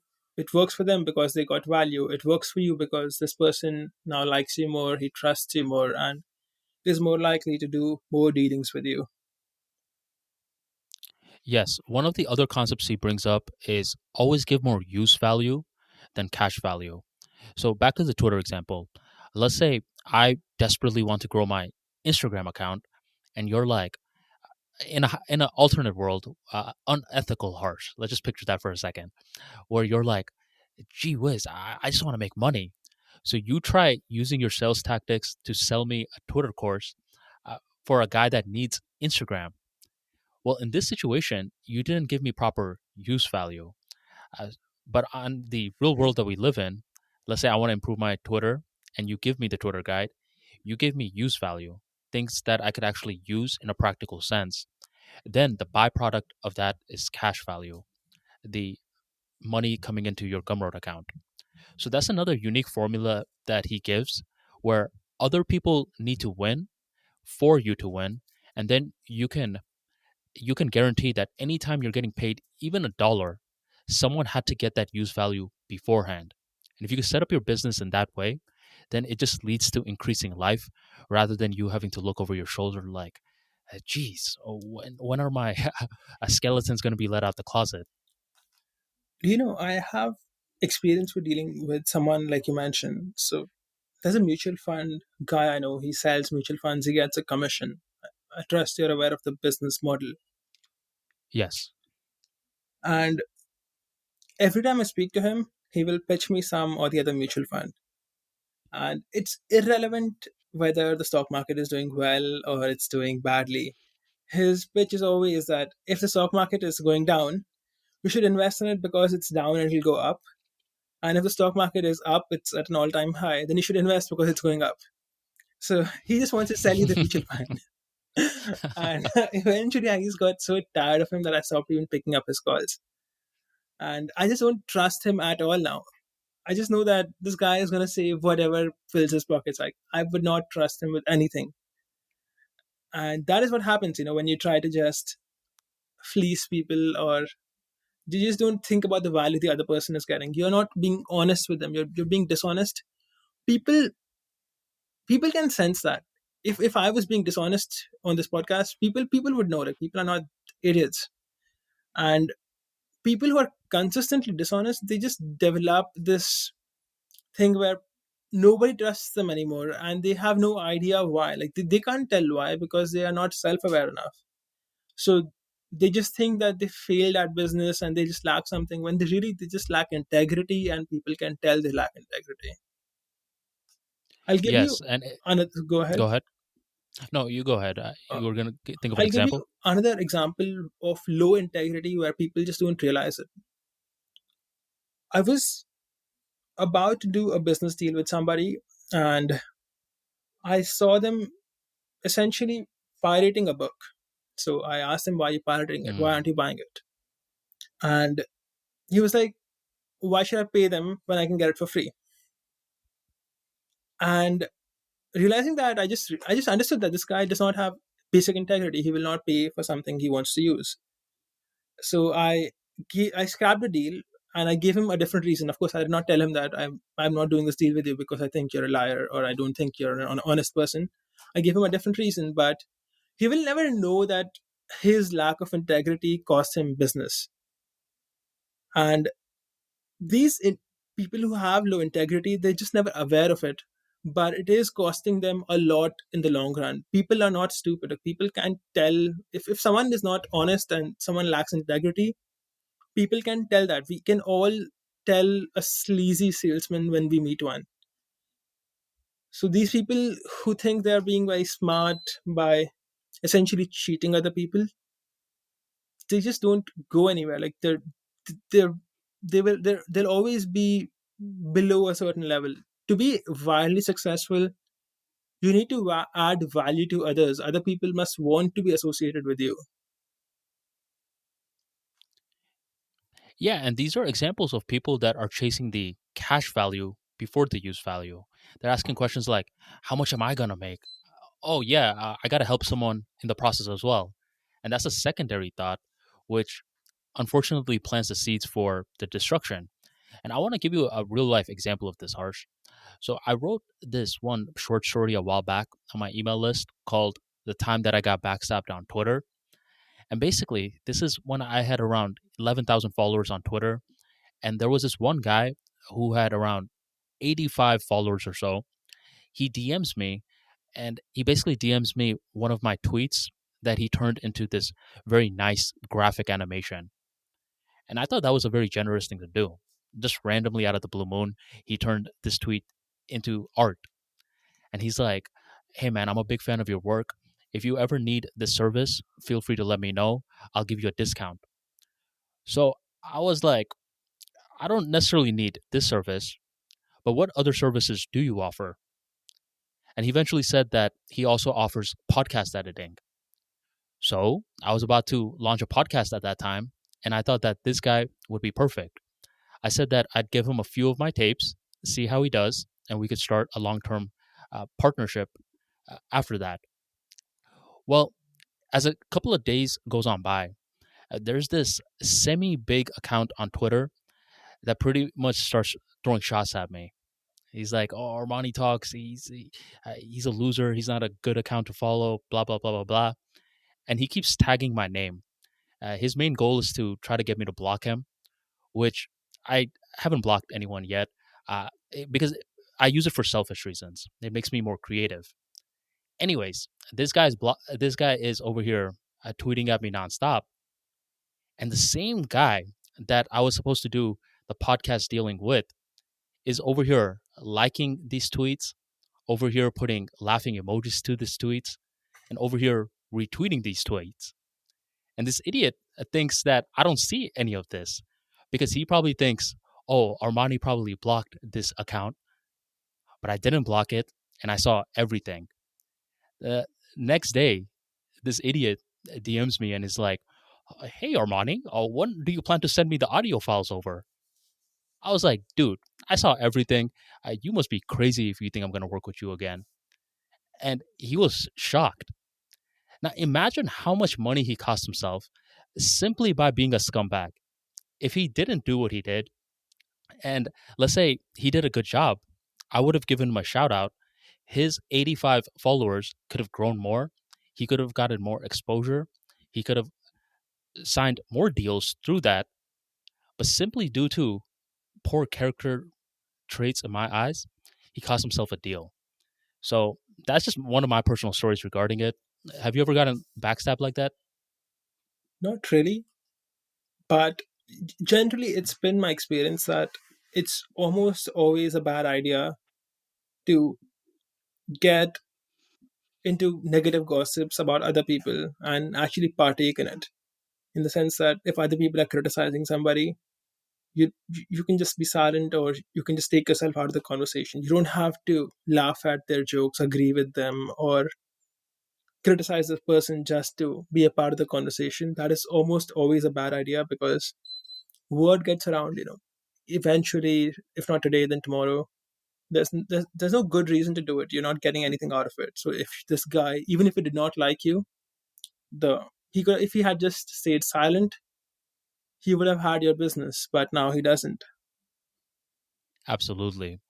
And that's why I believe that. Did you have anything else to say? No, no, go ahead. I believe that when you're working with certain people, you need to be very mindful. Luckily for me, this was in 2018 or maybe early 19, even before I launched my podcast. So this was very early on in my journey. And nowadays, when I'm working with people, I want to make sure that they have high integrity. This is our third podcast together, and we've gotten to know each other very well. And I already know that, when I'm dealing with Life Math Money, there's not going to be any funny business. There's not going to be any weird stuff that's going on. And that's what I believe is the power of compounding relationships, because each podcast just gets easier because nowadays we don't have to, be super formal with each other in the beginning stages, trying to get each other's guards down, all that stuff. We put that work in beforehand. So if you could be a long term thinker, don't just think compounding effects happens in money. Understand that it also happens in relationships and your social network as well. Are you Did you notice familiar that effect? with a game called The Prisoner's Dilemma? No, I haven't heard of that.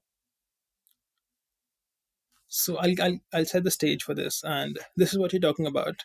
So, the prisoner's dilemma is a situation where, let's say that you have two prisoners, okay, and the detective is trying to get one to snitch on the other.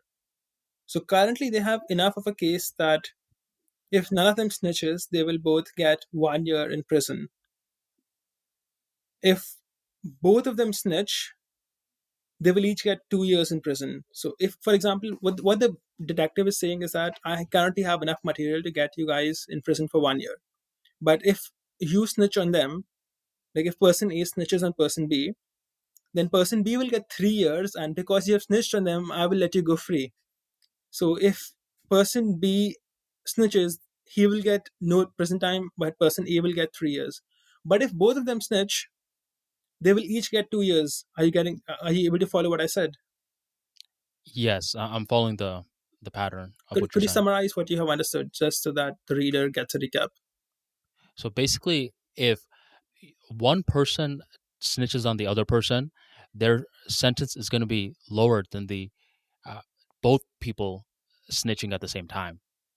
So you're basically saying that if one, like say me and you are put in this situation, if I only snitch on you, but you don't snitch No, on the me, numbers are important. Repeat the numbers. The numbers are important for this one.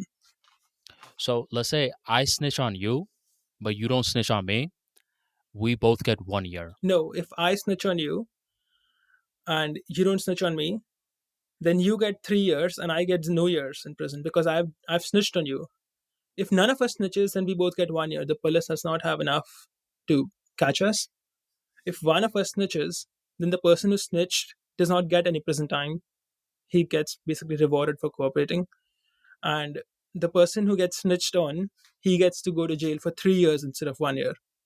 And if both people snitch, then they each get 2 years. Okay, got it. Okay. So if you look at the situation, you will find that in either case, it's beneficial for you to for each person to snitch. If I snitch, sorry, if I don't snitch and you snitch, then I get 3 years. Mm-hmm. And if I don't snitch and you don't snitch, then I get 1 year. Okay. So there's three and Right. one. But you will find that in both situations, if I do snitch, I get lesser time. So if you don't snitch and I snitch, then instead of me getting 1 year, I will get 0 years in prison. And if you snitch and I also snitch, then instead of getting 3 years, I would get only 2 years in prison. So for me, and you, since it's symmetric for you too, it's best for both of us to snitch. But if you look at this entire stage, if both of us snitch, we would both end up in prison for 2 years. But if none of us snitch, we will both end up in prison for 1 year. And you can extend the same analogy to business in the sense that although it's more beneficial for us to cheat each other once, but if we keep playing the game and we keep cooperating, it's more profitable in the long run to cooperate. So, in a repeated prisoner's dilemma, cooperating is a better strategy. Absolutely. And it's one thing, the front end that people are probably seeing, the whole the final podcast episode. That's what most people are seeing in the from their lens. But from the back end, there's rapport building, there's coordinating the right times, there's making sure that we're contacting each other back.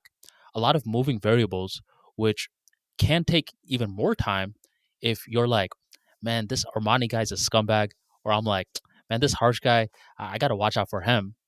Where the final product is never going to happen if the back end work is not taken care of first. And the back end is where relationships really matter, that people in the front end simply cannot even fathom. Agreed. I think people only see the final product, but the work that went to create that product, the amount of people who worked on it, kind of is invisible. If you take something like a technology like a Mars rover, people see the Mars rover, it's on Mars, it's beautiful, it's doing all this science, but there are thousands of people who worked on that Mars rover that people don't see.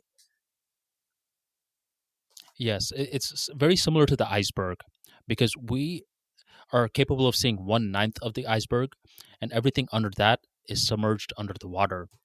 And when people are normally just, let's say a loser is making fun of a winner, a person who worked very hard to craft their future, they're like, man, look at this guy, all this money. Why isn't he giving back more? Which he may be giving back. He's just doing it in a very silent way. See, You're why just why seeing, is this, just to digress, why does he have to give back anything? Like, he hasn't stolen it. He's earned it. He doesn't have to give back anything. Like, it's not giving back, it's charity. People act like yes, charity. the term give back implies that you have taken something that you don't deserve. or that it's an obligation to do something, like you have to give back to us. Like, I haven't taken anything from you, brother. This is what I've earned. It's mine. I don't have to give you anything. Like, there is no bad karma associated with not being charitable. That's true. I would say that it's not an obligation. However, one thing that I've noticed is that when people reach that upper echelon, their mindset shifts where they just naturally give back from their own goodwill. They don't need to be shamed into it. So I do agree with you where even hypothetically, let's say they don't, it's not an obligation for them.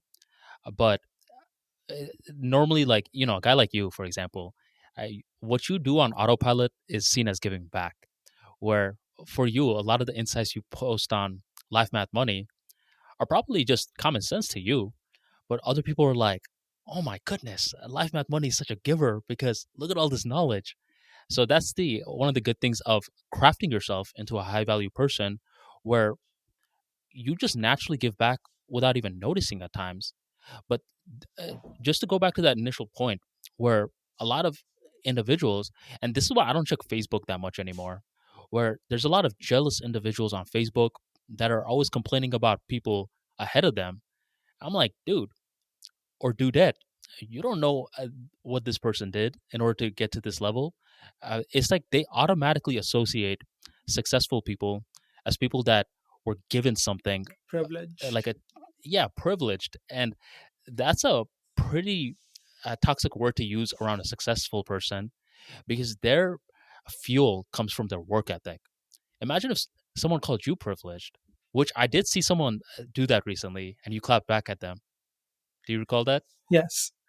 I think, you know, the mindset people are, some people have this mindset where they think that success is impossible, and anyone who therefore has success has to cheat his way into success or be handed success, like inheriting money, or, you know, all billionaires are thieves and things of that sort. They don't consider the possibility where the value, the reason why someone is successful is because they created that success themselves. If you take Bill Gates, for example, Bill Gates is the reason why we have computers everywhere. Steve Jobs is the reason why we have computers everywhere. These people deserve to be rich. They added so much value to everybody, and they didn't steal the value, they created it. And the reason, the fact that you're able to complain about it with your computer is because of them. So people have this bad mindset where they think that genuine success, where you actually added value and created real things, does not exist, and all success has to be from this scummy cheating zero something. And that's partially a reason why these people are unsuccessful, but it is how it is. Most people will not make it. Many people have this bad mindset. They can't be fixed. You should not waste your time with them. Most of the time, 99.99% of the time, the correct answer is smiling and agreeing with them and walking away, so you can not waste more of your time with them. Yeah, I mean, debating with someone with completely different core beliefs always ends as a waste of time, because you guys are arguing from two completely different paradigms. Would you say entitlement is mainly born from jealousy, lack of knowledge, or both? Define entitlement. Entitlement is when, let's say, someone sees Harsh, and let's say at this point you're a billionaire, and someone's like, man, I deserve some of that money. Why isn't he giving me some of that money? Or why am I not actively seeing him give hand money to someone else? Where they're kind of framing it as your success immediately means that you have to directly impact their life in some way. That's how I just give a very rough example of entitlement that connects with this example. Would you say it's born from just jealousy, envy, or just because this person doesn't know any better? I think it would have two factors. One of them would definitely be jealousy. The other would be this fake belief that they could have done it as well, so they deserve some of the results. Like, I could have done it too if I had really tried, so you should give me some of the results. Like, you don't own all of your success. coulda, shoulda, woulda.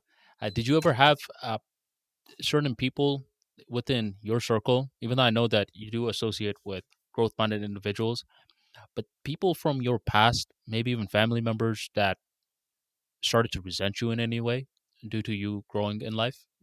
It happens to all of us. And I've had plenty of people like this, yes. Really? Yes. And how did you deal with that? Did you I love them from a didn't. distance? Did you cut it off? I just cut them off. This You Which can't love someone who wants bad things to happen to you. Like how can you love somebody who wants you to fail? You can't. You can just walk away. That's a interesting side to you, Harsh, because a lot of times when people hear about Harsh and Life Math Money, they don't understand a lot of the setbacks that you personally deal with on your day to day life as well. So knowing that even Harsh Strongman is capable of betrayal is a unique insight in itself. But what do you mean by capable of betrayal? I haven't betrayed anybody. No, no, no, not you betraying someone. Like they betrayed you. Oh yes. Everybody has to deal with that. Like if you are going to be successful, the moment you become successful, you will find that most of your old friends are no longer your friends. Because people have this tendency of thinking that they are better than you, or even if they don't think that they're better than you, they have a rough estimate of how much better you are than them. And I think most people do not like it when you improve so much that they feel inadequate, or they just see that you went from 0 to 100 while they were still at 0. And that creates a lot of envy and negative feelings towards you. It's just human nature. Correct. There was this phrase that I coined a while back. I don't know if this is an actual phrase, but I called it dual jealousy, where not everyone is susceptible to it. But let's say someone is extremely jealous of another individual. A lot of the times, the person that they're jealous of in some way is jealous of them. And like I said, this isn't something that happens all the time. But one of my first encounters with this was when I was in undergrad. And just to kind of go back from the example from before, I was doing the whole external vice president thing for my fraternity, which allowed me to know a lot of people. And that was a good thing on my end. But in my engineering curriculum, there was that one semester where I was truly struggling. And I had a friend of mine named Tom who was this borderline genius. Like he would study just for like a little bit, get straight A's, quizzes, tests, amazing. I'm not gonna lie, man. Younger me was like, man, look at this guy, always doing so great with such minimal effort. I wish I could be like that. So one day, me and him were studying, and as we're talking, and this is in a late night scenario in the library. And quick little insight, folks. Anytime you're having a late night conversation with someone, a rapport can be built at a much rapid rate. We're speaking, and I believe it's either him or me that That's very says that, interesting, by the way. I never thought of it that way. Like when you're speaking late night, you build more rapid, and I've noticed this to be true. It's pretty interesting. yeah, uh, it's a unique insight because a lot of individuals let their guards down quicker in those moments. So either it was myself or Tom who makes each other aware of being jealous. Where Tom's like, man, I'm jealous of you knowing so many people because I haven't left my dorm at all for a college party. I've been here for over months and months, and I still don't know many people outside of the engineering curriculum. That's why I have so much time to study and pass these exams. And I'm like, dude, I'm over here jealous of you because you keep passing these exams. It was such a funny moment because I'm over here making this little assumption that he doesn't study at all. I'm creating this little narrative in my mind while he actually does study, and he had no clue that I was jealous of him regarding his gift. So this whole jealousy game has you spinning in circles, and not the good kind of circles either, where you're coming away with more knowledge. It's just not worth it. And more often than not, the person you're jealous of, you probably don't know their entire story. So that's what I noticed. It's called dual jealousy. It's pretty interesting. When I was maybe 10 or 12 or 13 years old, like very young, my father gave me a book, and that book was called You Can Win by Shiv Khera. And I wasn't really into reading at that age, so I read the first few chapters or something. And I remember there's only one takeaway from that book I still remember. And I don't remember the story of how the takeaway came, but the moral was something like the grass is greener on the other side. The other side has had the same thought and they would love to exchange. Mm, So in your case, like you think the grass is greener on his side, this guy's smart, he's passing all these exams. The guy thinks that the grass is greener on your side. You have all these friends that you can hang out with, your life is actually interesting. And both of you would love to exchange. true. And that's exactly what happened. And it's just that we tend to focus on the things we don't have in other people. So if you take Elon Musk, okay, Elon Musk is this genius guy who is inventing rockets and things of that sort. But he's also a guy who's been divorced 3 times, and he was heavily bullied as a kid.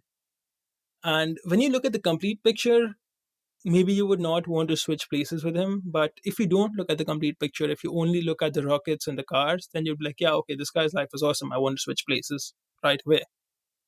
But the complete picture will be like 3 divorces.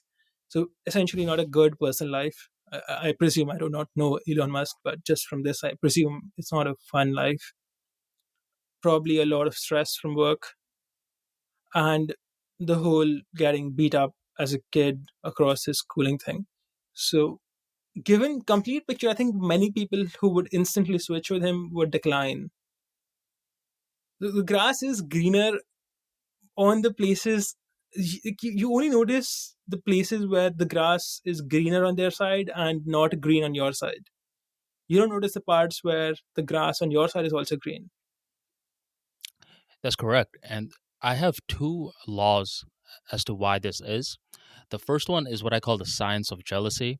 And this is whenever we're jealous, we amplify someone else's win and we undermine our win. So subconsciously, this may not even have happen on a conscious process. We start to treat this person as some sort of superhero, as some sort of mythical deity. So that's number one. And the second one I have, and these are personal laws that I create myself, just to help me create some mental maps of the world, is what I call the confidence irony. And this is basically where we act as though someone is more confident than they really are, and we undermine our own confidence. I came to find out that if you do the opposite, you'll actually have a much more attractive personality. Where if you can assume that someone is not as confident as they're seeming to the eye, then it actually makes you more empathetic towards them. And if you can keep on reinforcing that you are more confident than you are, it helps you automatically start unlocking the gratitude mindset. And this brings me to the third point, where in terms of gratitude, that's the main antidote to stop getting jealous so quick. You'll find that most people that get rapidly jealous of others lack a standard gratitude practice. I don't know about you, but I treat gratitude like an athlete. That's how I train for it because within the field of communication skills, writing, speaking, all you're doing is the TOLD model, which is thinking out loud. You're thinking. Me and you right now, we're just thinking out loud. So, The D one of would the, be for what was that? the TOLD. The D is for Thinking out loud. Basically, the oh, LOUD is okay, just L and combined D. into Okay, one. correct. Yes. So, one of the greatest practices in order to think correctly is to have a standard gratitude practice. Now, here's a red flag. A lot of individuals are practicing gratitude incorrectly and they're conditioning more anxiety within them. And here's the red flag that anyone who's listening to this should look out for. You do not just count your big wins, because when you just count your big wins, now you're conditioning your mind to only be grateful for something big. Ah, I just got my new car. I just graduated from college. I just got my first profitable month. All big things. Instead, to practice gratitude like an athlete, what you should do is go micro. Force yourself to speak about things that, for the most part, you wouldn't even notice. Because what this does is that it prevents you from just parroting away the same thing every single morning, the same 5 to 7 things that you're grateful for, the big things. And it forces you to be brought back in the present moment, engage creativity, engage nonlinear thinking. And this process allows you to become your own hype man. A person who is their own hype man in private is not over here spending that much mental bandwidth getting jealous of everyone around them. Instead, they start priming their mind to acknowledge the small wins, which allows the big wins to be a byproduct, and that allows them to be more confident as a whole. So that's just my thoughts. A quick little summary of what I said is that you get jealous by treating someone else like a superhero and making yourself like some sort of fanboy. You stop doing that by understanding that people have their own personal problems. Don't assume someone is more confident than they are. Try to make yourself more confident in the interaction. And you do that through a standard gratitude practice by going micro rather than macro. Because when you go micro, macro is a byproduct. With that being said, do you do anything gratitude related, or do you just find that to be a waste of time? It's more passive than more of an active practice. And I'll tell you how I got into this passive thing in the first place. So when I was a kid, I was being very bratty once, in the sense that I didn't want to eat the food mom made, and I was just being a bratty kid. And my dad asked me that he pointed out to a watchman. And first of all, to premise this, India is a very poor country in many ways. The poor people here have almost nothing. They will live in slums, and they won't even have good food to eat, clothes to wear. So he pointed out to a watchman, and he said that, why are you better than him? Like, why do you think you deserve more than him? And I told him that I'm more educated. Like, I'm going to a proper school and everything, and he did not. And my father is like, yeah, but that's because I'm sending you to a better school because I can, and his father could not. You haven't done anything for it, so why are you better than him? And I Hmm. just did not have an answer. And I just became more aware to the fact that I have it pretty good, and there are people out there who have it much worse than me through no fault of their own in many cases. Like this watchman, he was just born. So I was not born in a rich family. My father used to be a farmer, but I still had enough money to go to school. But there are people out there who live in slums. They don't have clean food. Their parents don't send them to school, and life just sucks for them. And it's not their fault. They were just born in the wrong place. And when I think of that, I still think of that occasionally. I look at a poor person, and like, I could have been that person if I had been born there.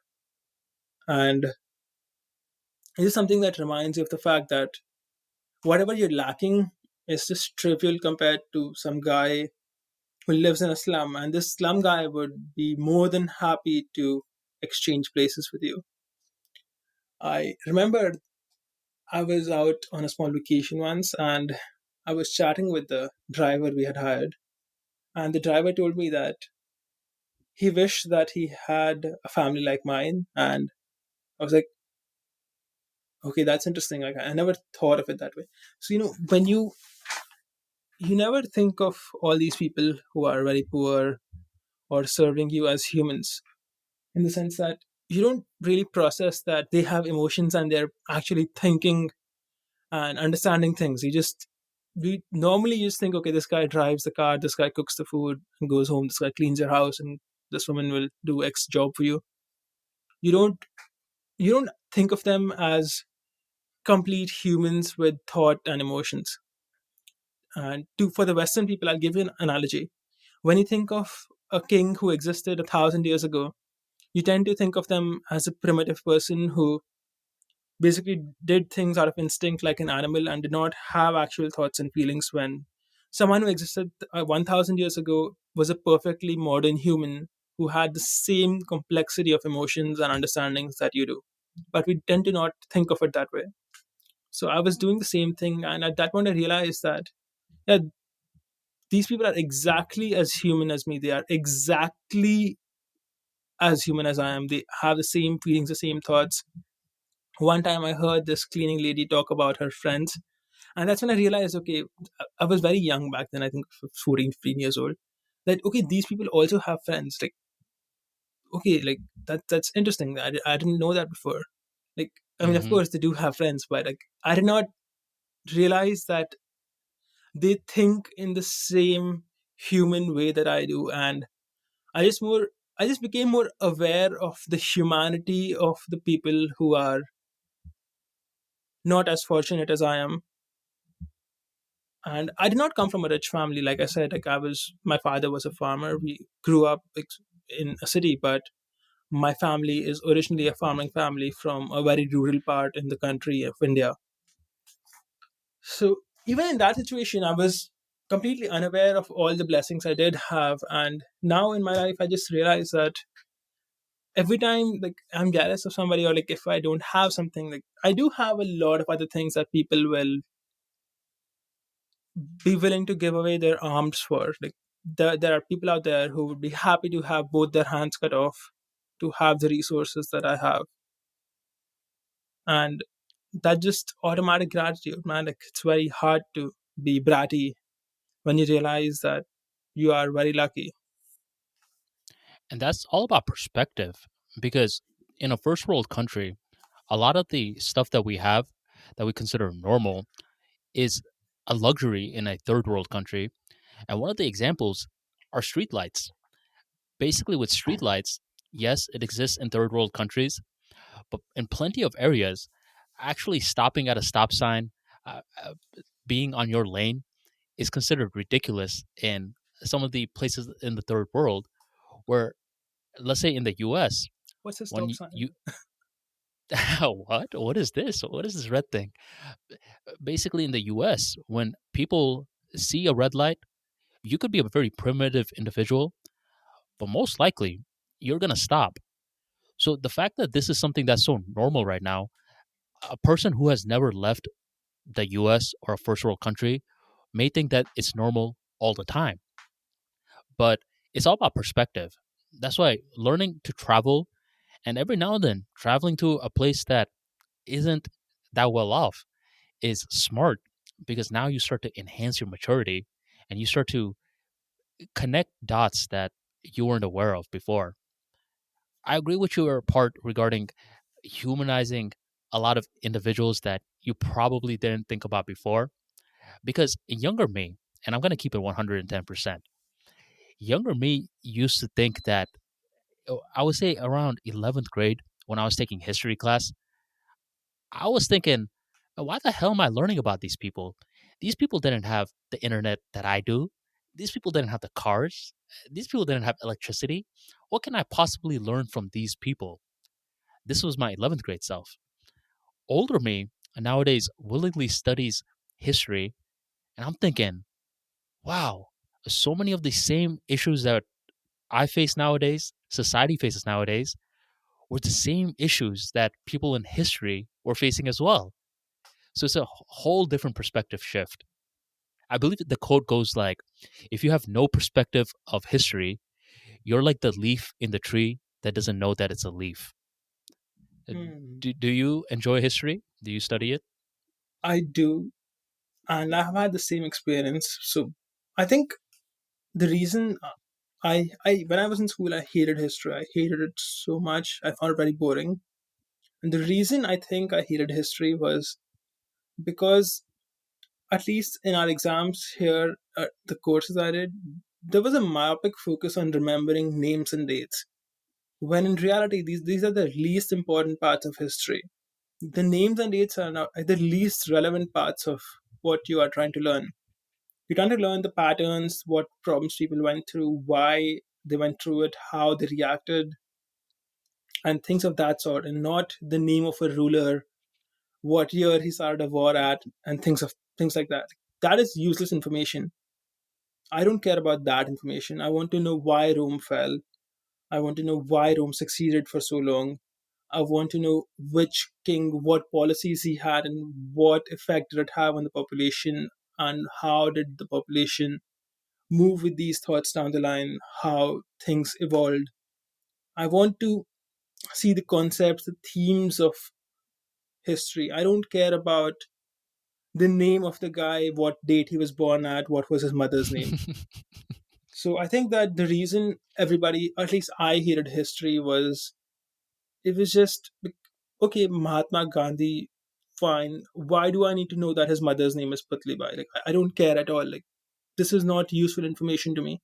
Why do I need to know that Mahatma Gandhi's full name is Mohan Karamchand Gandhi or something like that? So Yeah, it's I mean, just what not. practical value? What practical value does this have to me?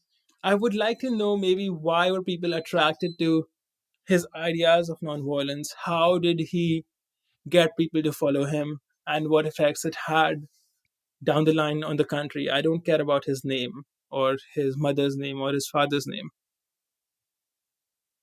or his And date of birth, it's etc. and it's one thing to learn those sort of extra information as a byproduct of you pursuing why people resonated with these ideas. But just learning the names, the dates, just for the sake of learning it and dating it is sort of like in communication, someone just listening to the words and ignoring the message. I'm sure you have to deal with this because you have a lot of followers on Twitter. But do you ever have that moment where someone completely ignores your message just to fix your grammar? Yeah, that happens quite a few times. And But these are more than people that, that it are, happens, for example, someone completely ignores what you're saying just because you said something they don't agree with. nowadays, Harsh, as your account has been growing, do you notice yourself attracting a lot more people that you don't like and you have to consistently thin the herd with honest opinions? Or are you nowadays zoning in on people who already know what the Life Math Money brand is about? Well, both, in the sense that I do attract more people who are into self improvement, and people in self improvement tend to be more realistic. But every once in a while, I do find myself, you know, losing followers because I said something, and that's just completely fine by me. I think that's a good thing because it improves the quality of the content, it improves the people reading it, it cults the herd, so to speak. I think that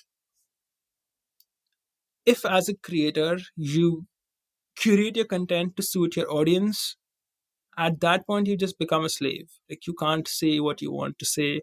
You have to think twice. You have to be politically correct just because you've now built this audience of people who don't really care about your real opinions. They just want to hear what they want to hear. It's a bad long term strategy. But if you're always honest and you just say what you want, then you will build a following of people who know that and who either agree with you or are open minded enough to consider what you have to say. So that gives you true freedom to say what you want. How many other accounts on Twitter are there who can say marry only virgins and not lose half their following? Only me. Would you say that was your most controversial tweet? I Because I don't even remember that know one going why that viral. tweet is controversial. It's not controversial at all. It's common sense. Everybody knows it. Everybody wants to do it. Like, why would anybody not want to marry a virgin? Makes zero sense to me that it's controversial. It's not controversial. The only reason why some people, and I will say some people, get mad about it is because they're so low value that they can't get a virgin. Like they can't get a high value woman. So they have to basically convince themselves that wanting it is wrong. So they have to start thinking that, okay, I can't get a virgin to like me because I'm such a low value person. I'm a soy boy. I have like two chins and I've never seen the inside of a gym. So I have to feel happy, or to at least feel like I'm valuable. I would have to, in such a situation, convince myself that wanting a virgin is a bad thing.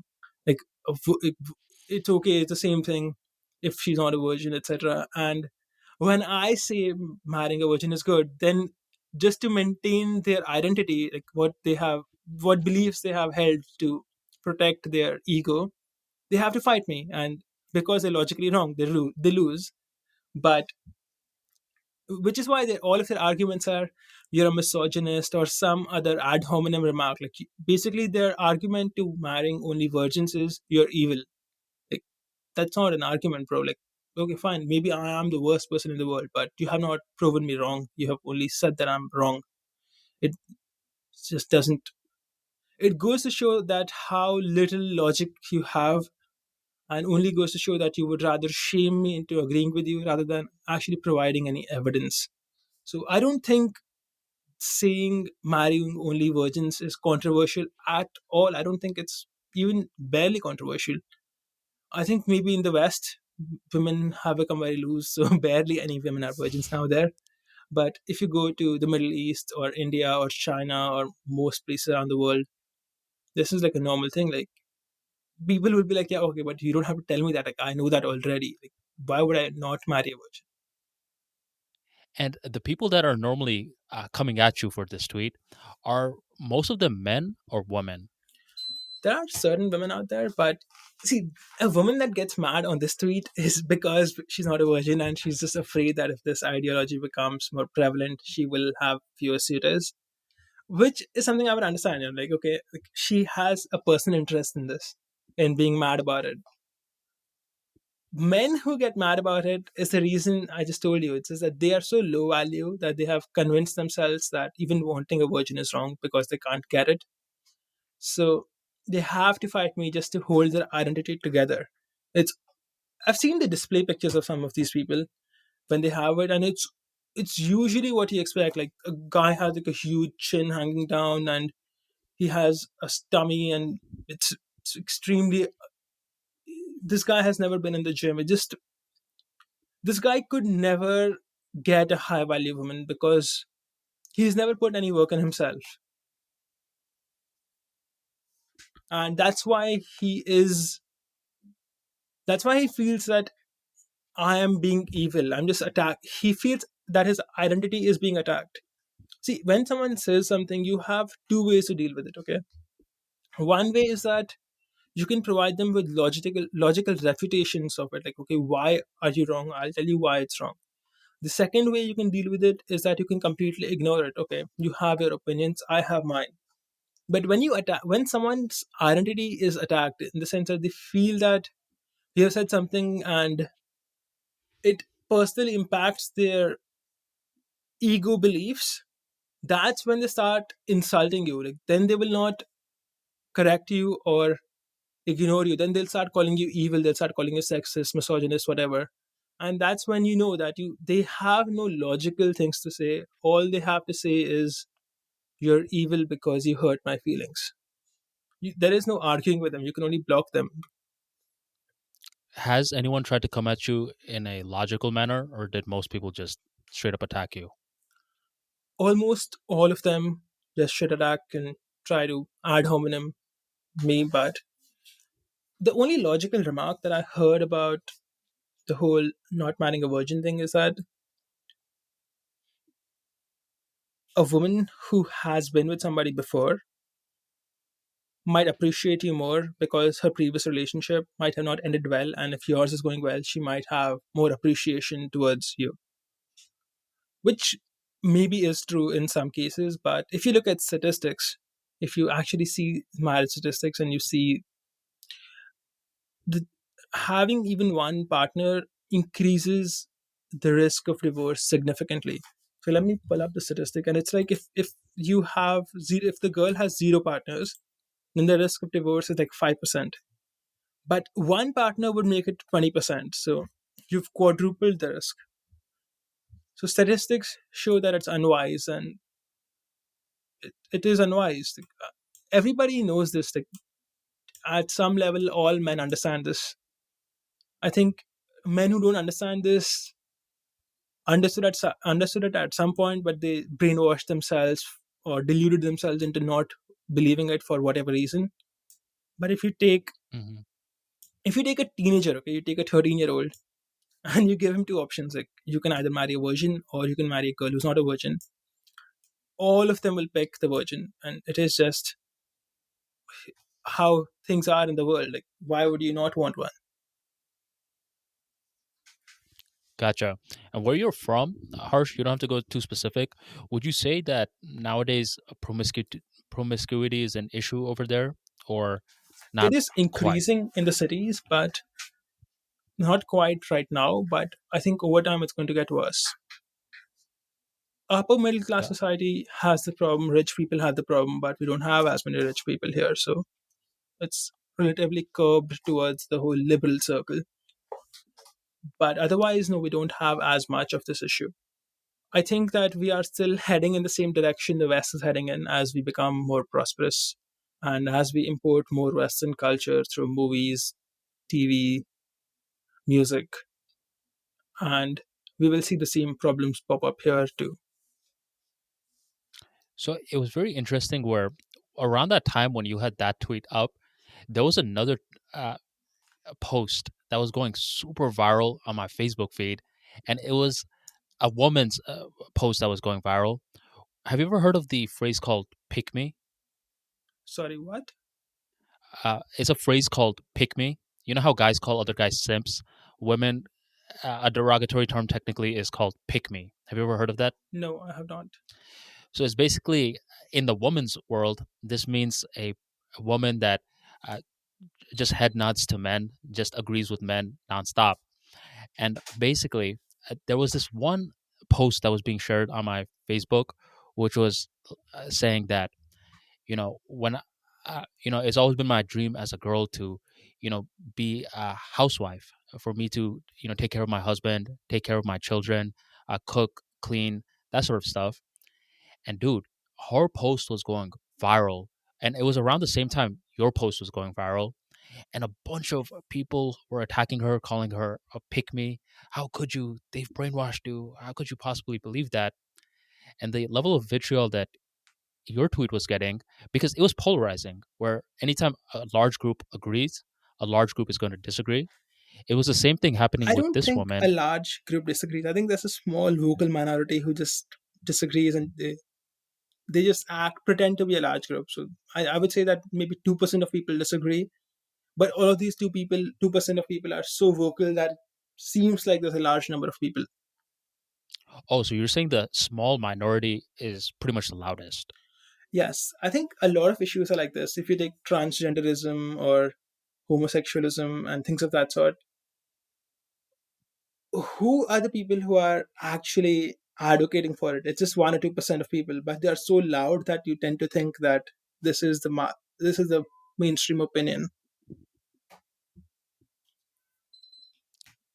That actually shifts my perception, because for the woman whose post was going viral, now I'm starting to evaluate that from a different lens. Maybe the people that were the loudest, that were like, This is BS, blah, blah, blah," were in a similar situation as you. But that is something that I noticed. Did you have any thoughts regarding that post? I think that there are women out there who agree with men as a way to get attention, but I do think that there are many women who've been raised properly, or I would say properly, but that's my opinion, but who've been raised in a way to think that this is what they want to do, and that they genuinely want to do that. Like they genuinely want to be a mother, they genuinely want to take care of their family, and that's a good thing. Yeah, I don't see anything wrong with that. Where when I saw this post, I thought, kudos, good stuff for you. And when I saw some of the attacks, that was my first time understanding what a pick me was. So when you said you didn't know what it was, trust me, I had no clue what it was either. And then some people were like in the comments, "Can someone please explain to me what a pick me is?" And there was this one guy that gave a detailed description, and I thought, "Oh, whoa! In the guy's world, that's a simp." And it's unique to see how words, language evolves Well, I would as not time say a simp evolves. because a woman who wants to be a housewife, she wants to take care of her family, she wants to cook food. No, no, I'm not saying that that part's the simp. I'm saying calling her the label No, of pick me. but the thing Oh, go is, ahead, go ahead. it's a little different in the sense that a man would want that. A woman would never want a simp. Like even though women say that they want a guy who essentially has simp-like characteristics, women don't actually pick simps. Men will Oh actually no, pick that pick 100%. me girl. like whatever Oh they're no, making fun of. Men will pick that. The men will actually prefer that, but women don't prefer simps. Simps just aren't valuable to anybody. oh yeah, let me just be clear real quick. Uh, I definitely do agree with that. I think we're getting a little misunderstanding where I do not think by any means women prefer a simp. I think they will grow resentful of the simp over time because this simp is giving power to a person who really does not want that level of power. What I'm basically saying with the pick me is where it's seen as a derogatory phrase, but for a large portion of guys, if you were to ask them what they truly want, they're going to say that. They're going to say that they would like what this woman was offering and bringing to the table. So, 100%, I agree with you on that regards. I do not find any issue with that. Now, let me ask you, when you are evaluating a woman, what is her strongman looking for? What are a few characteristics? You want someone like as I mentioned earlier, like you would want a virgin for sure, but you would want someone who is kind, intelligent, because intelligence is, if a woman is dumb, she will make dumb children. You don't want dumb children, you want smart children. So it's important that the girl has to be intelligent. She has to be compassionate, feminine. She should not be a feminist in the sense that she should not view men as bad. If she thinks men are these evil pigs who have oppressed her, you cannot have a good relationship with someone like that. It's just not possible, because she does not believe in your, she does not believe that you are there for her. She believes that you're against her and that you are someone she has to protect herself from. So that is not a good framework for her. So you would want a woman who's not a feminist.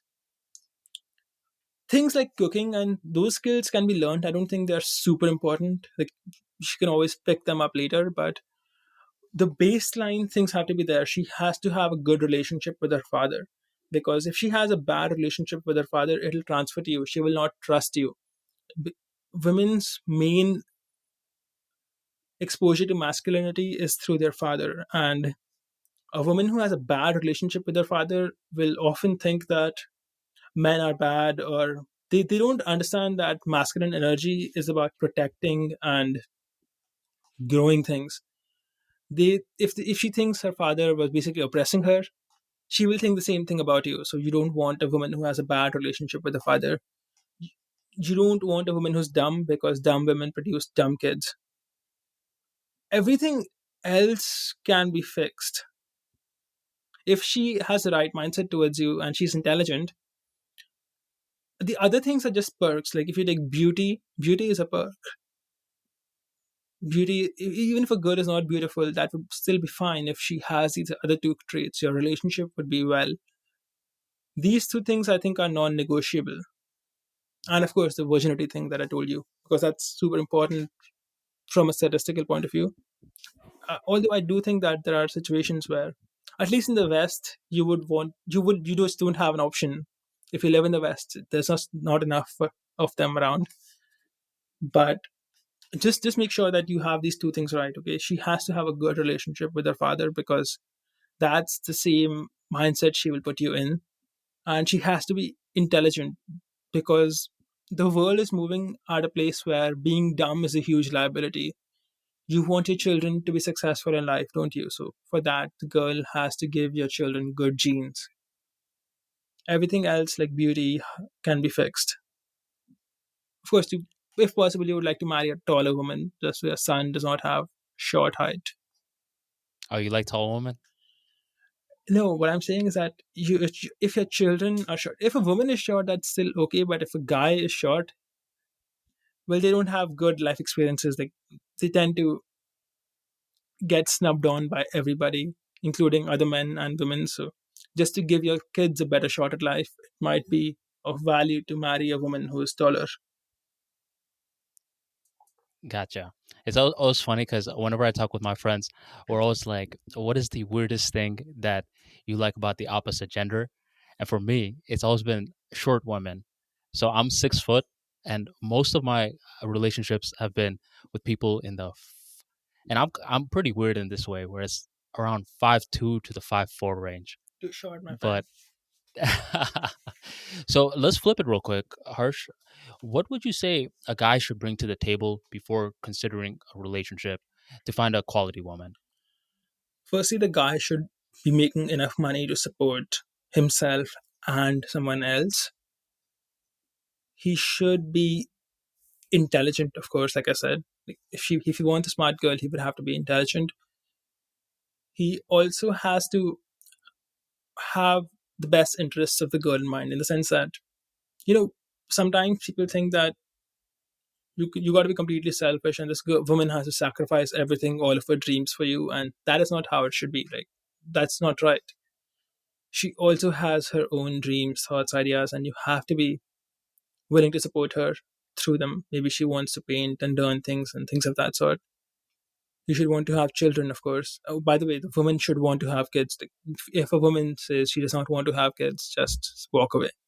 So this guy should also want to have children, and everything else is pretty standard. Like, he has to be cooperative, like, in the sense that he can't be an asshole or abusive. Like, he has to be more humane, and everything else is a fringe benefit. He has to be strong, sure, but even weak people do have okay relationships. So everything else can be negotiated to some or the other extent, but these things can't be negotiated. And Life Math Money overall, the account definitely deals with targeting men, where some people that are new to your account, they may not notice, let's say your detractors, that you're very hard on men as well, where you're expecting the best out of them. So with Life Math Money, it's where you're focusing on the bigger picture rather than just pointing out flaws in one gender. So I did just want others to know that. Do you ever feel as though that, sometimes you get called certain labels that you laugh it off, or you think that these people just don't know about you? I think that the society we live in currently has this idiom where men are supposed to have all the responsibility, but asking a woman to do anything is misogyny. So women will often tell you that men have to be XYZ, they have to do XYZ things, etc. But the moment you say something like women should know how to cook, suddenly you're a misogynist. So the reason why you get all these labels is that people have this weird primer in their head that men have to do everything. Like, they have to have XYZ, they have to fulfill all the women's demands, and to ask anything of women, to have any standards from a woman is some sort of crime now. So I think these people are just complete idiots. Like, they have basically no idea what they're talking about, and which is why they tend to resort to these labels. And it's just a feature of being big on the internet that you are going to reach some of these people and you can just block them, and that's how it is. I don't And think that there's they are rational in any way. some of the things harsh are just life skills. Around 2019, I wrote this tweet that wrote, cooking should not be optional, it should be mandatory. And I believe any human, for that matter, should know basic dishes to cook. Without the help of a recipe book, you should be able to cook at least 5 dishes. Is that asking for too much?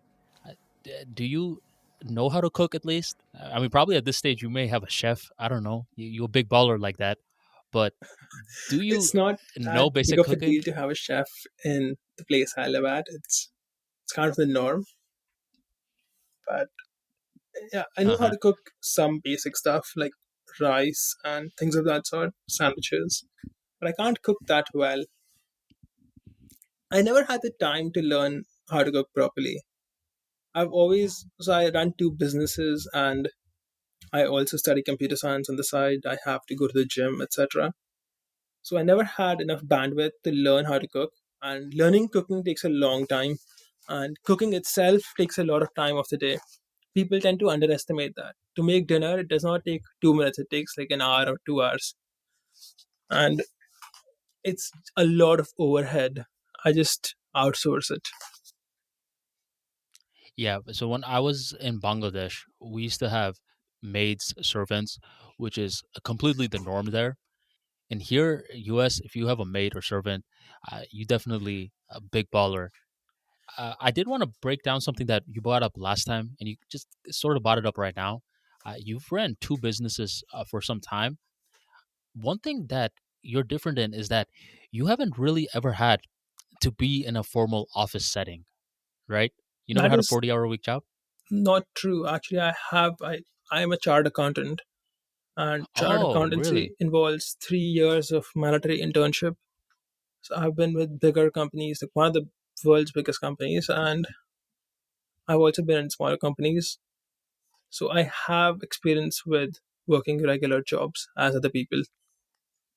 Got it. And throughout your career, did you ever have to play office politics where you're trying to negotiate a higher salary, someone's talking about you, bosses, that kind of stuff? Well, not exactly higher salary, but yeah, I did have to do a bit of office politics.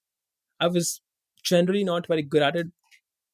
So when I worked for other people, I was very young back then. I was 18 to 21. So I was way too young to be good at office politics. I was always horrible at it. And I just didn't care enough. And even today, I don't really care much about this whole office politics things. I'm my own boss and it doesn't really matter at all to me. But yeah, when I was working for other people, I was 18 years old, 19 years old, 17 years old, 21, 20 years. I think 20, yeah, 20 was the last time. So at that point, it wasn't about having a higher salary and things of that sort. Hmm. So, since starting the ArmaniTalks company, I've worked with a few clients in the back end, and you could see from your analytics who's predominantly following your content. But based off of working with my clients, I came to notice general patterns. Most of the time, they fall into three different categories. They're either foreign, where they're just moving to the US for the first time, they're either introverted entrepreneurs, or they're awkward engineers. And Just to number clarify, three, what is the service you provide exactly? so I provide a different variety of communication skills where there's three that I predominantly focus on: public speaking, creative writing in order to grow a brand on the internet, and speaking in front of the camera or starting a podcast. These are just three of the variety. And then sometimes there's personalized services as well, Okay. where for the awkward engineers, which is a phrasing which I used to resent when I was younger, but this basically means that engineer who speaks in very technical jargon. And one of the new services that I've been providing to two new of my clients is how to have a more approachable personality in the office setting and learning how to navigate around all office politics. Because even if you don't want to play office politics, sometimes it will still find you regardless. It will always And find you. That's one of the things about working with other people is that even though you don't care about power, you are still a part of the game. And just because you don't like the game and you're not playing the game does not mean that you're not in the game, and does not mean that other people will use you as a pawn, will not use you as a pawn. right. And basically, with working with some of the clients, I came to notice that it started off as a public speaking session where they wanted to build more comfort sharing their ideas in group meetings, learning the art of thinking on their feet. But the more that we progressed, the more that it became about networking, about understanding how to conduct business meetings after the initial meeting is done. I call that the meeting after the meeting. Learning how to introduce yourself so you can engage at quicker rates and solve problems quicker. Because a lot of engineers and operations go head to head. They speak completely different languages. So, you being an engineer who knows how to communicate in a very warm, simple way is a huge leverage in the office politics world. So, that's one of the reasons I brought up the whole background of you, Harsh, because I'm pretty sure you mentioned it before that you were an accountant in one of our first interactions, but I guess that must have left my mind. What are some of the things that you learned, even though you were pretty young at the time, from being in a formal job setting versus being out there on your own?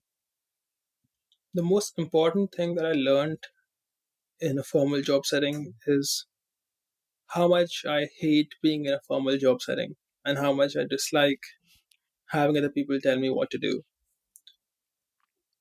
To be fairly honest, I did not pick up on a lot of skills when it comes to people skills at my workplace because I was very brazen back then and I just did not care enough about these skills. I just thought they were a waste of time and technical skills are the only things that matter.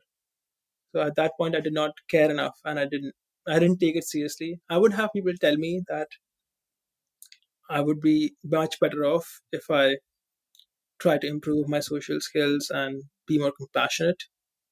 But I just always thought of it as a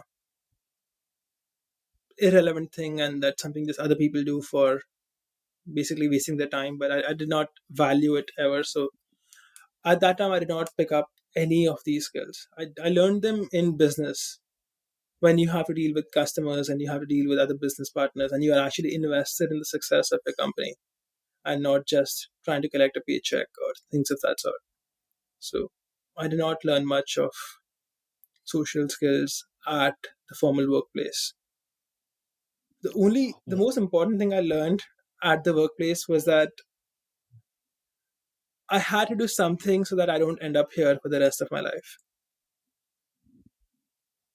So it served as a springboard for your entrepreneurship career. Well, yes and no. No, because I always knew I would be an entrepreneur. Like there was never a doubt in my mind. Ever since I was a kid, I wanted to be in business. So it was just a matter of time. This thing is, what it did for me is that it just made me realize that a position where someone else commands you to do something is a position that just does not work well with me. Like there are people it really works well with, but with me, I just don't have the temperament or the personality to do it. I can do it when I respect somebody a lot, but I can't do it just because someone is a boss. For example, if I respect you a lot, I do respect Arman, and if I was working with you and you're giving me advice on how I can be a better communicator, I would take it in a heartbeat because I respect you. But if I just joined a workplace and I'm assigned a boss and I don't respect him, I think he's an idiot. And having to work under someone I do not respect would essentially be very suffocating for me. So that's one of the main things I learned. But I don't think it was a springboard for entrepreneurship because I was always entrepreneurial. I was just doing a course in accounting at that point, which mandates a 3 year work experience thing. So I was just collecting that work experience. And you said that mainly in your work life, you had the hard skills and the soft skills were something that you developed in your business journey. Yes. Is that right? Yeah. And at least you're capable of developing both. One thing that I try to say is that hard skills without soft skills is a great product with shit marketing, and soft skills without hard skills is great marketing with an awful product. The goal is to have both and understand that both serve practical purposes. The only problem with soft skills is that it's something that's very ambiguous. It's very hard to get a grasp on. This fellow right here is creative. A couple of years ago, Harsh, IBM interviewed 50 of the top CEOs from the planet, and they asked these CEOs, what do you think is the number one trait in people that you would want to hire for your company? Do you know what they said? No. Creativity, which is a soft skill, but it's extremely difficult to quantify. So if you're someone that's listening to this who is a very technical individual and you want a little bit of insights on how to basically make the intangible tangible, here's some recommendations. One recommendation is you want to see if you can quantify it. Basically, I'll just give you a quick little example. There was a period a couple of years ago, Harsh, where I was working as a driver in Zingo, and this was basically Uber for drunk people. You basically just pick up drunk drivers who have their car in a certain location. You drive to them, you take their car back. And for Zingo, we had little scooters that we would drive back to the home base in. So we were targeting an extremely affluent part of Tampa. It wasn't rocket science that we should have all been getting great tips. But I came to see that I was getting very little tips compared to my coworker, whose name was Terry. He was getting $50, $100 tips from these rich people. I was barely making $5. So eventually I had to ask him, what is it that you're doing that I'm not doing? And as he was going through his process, he said that he was routinely the first person asking the driver how their night went. While me at the time, I was waiting for them to speak to me. So when I was able to see that by simply starting the conversation, it could lead to potential tangible benefits, I opened my mind up to a whole new possibility and I started to apply Terry's advice into this setting. So as soon as I started to apply his advice, my $5 tips turned into 50. And now I was able to make the intangible of conversation skills tangible. And one more example was in the engineering career when I had to deal with operations team a lot. Engineers hated operations because they thought operations were lazy. Operations hated the engineers because they thought the engineers sounded like walking, talking robots. But what started to happen, Harsh, was that I was able to develop one important connection in the operations team, and he was consistently giving me insider information, and I was giving him insider information. And by insider, I just mean we were talking about what's going on with operations, and I was talking about what's going on with engineering. So rather than trying to resolve a problem by addressing a huge team, I could directly go to that one person. So once again, me having that connection was able to save me hours of times rather than hour trying to talk to a big group of people who's like, no, you got to talk to that person, got to talk to that person, got to talk to that person. I was able to turn the hours into minutes by having that right connection. Once again, the right connection, a soft skill, was able to be made tangible. So if you're someone that's a technical kind of guy that wants to develop your soft skills, start off speaking in the language that you're comfortable speaking in. Speak in numbers if you have to, and work your way up to the words. Do you have any advice for someone who's extremely technical but wants to develop their soft skills? Yes. And the main mindset shift that these people need to go through is that they need to realize that it is far more important and valuable to be a likable person than to be a technically skilled person in many settings, not in all settings, but in many places, your technical skills will not be of much use, but your ability to be well liked, your that people are able to connect with you is very important. In fact, in most situations, it's far more important, and your technical skills are only important in a narrow set of situations. That is your workplace. So people need to these people what I think a big factor is that they have this mindset where they just don't respect the social skills enough. They think it's bullshit, or they think it's something that should not be valuable. Like there are many engineers who will wear essentially very shabby looking clothes that don't fit them because they think that people should not care about my appearance. That's fair. Okay, people should not, but they do.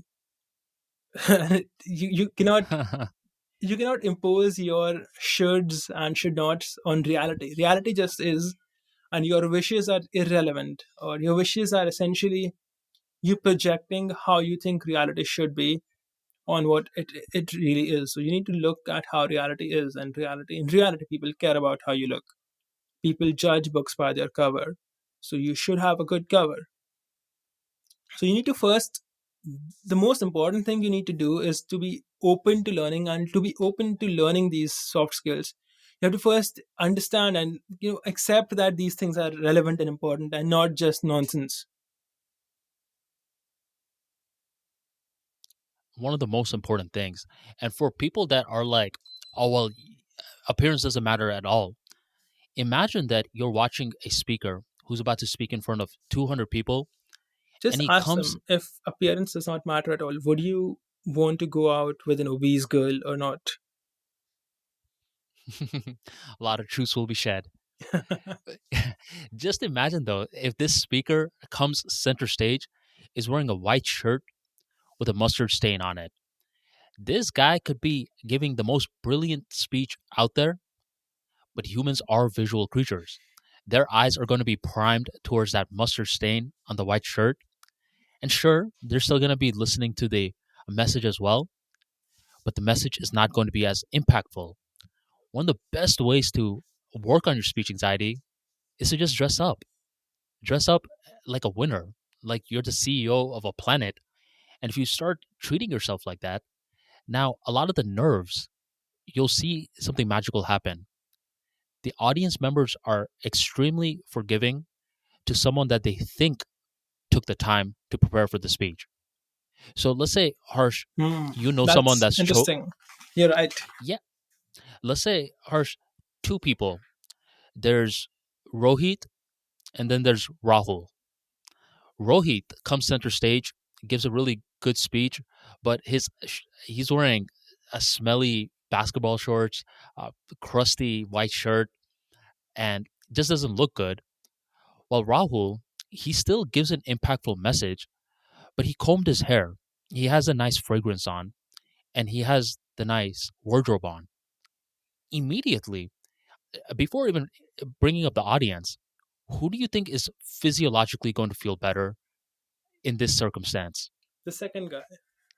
Yeah, and it shows firsthand that yes, wardrobe does have an impact on your psychology.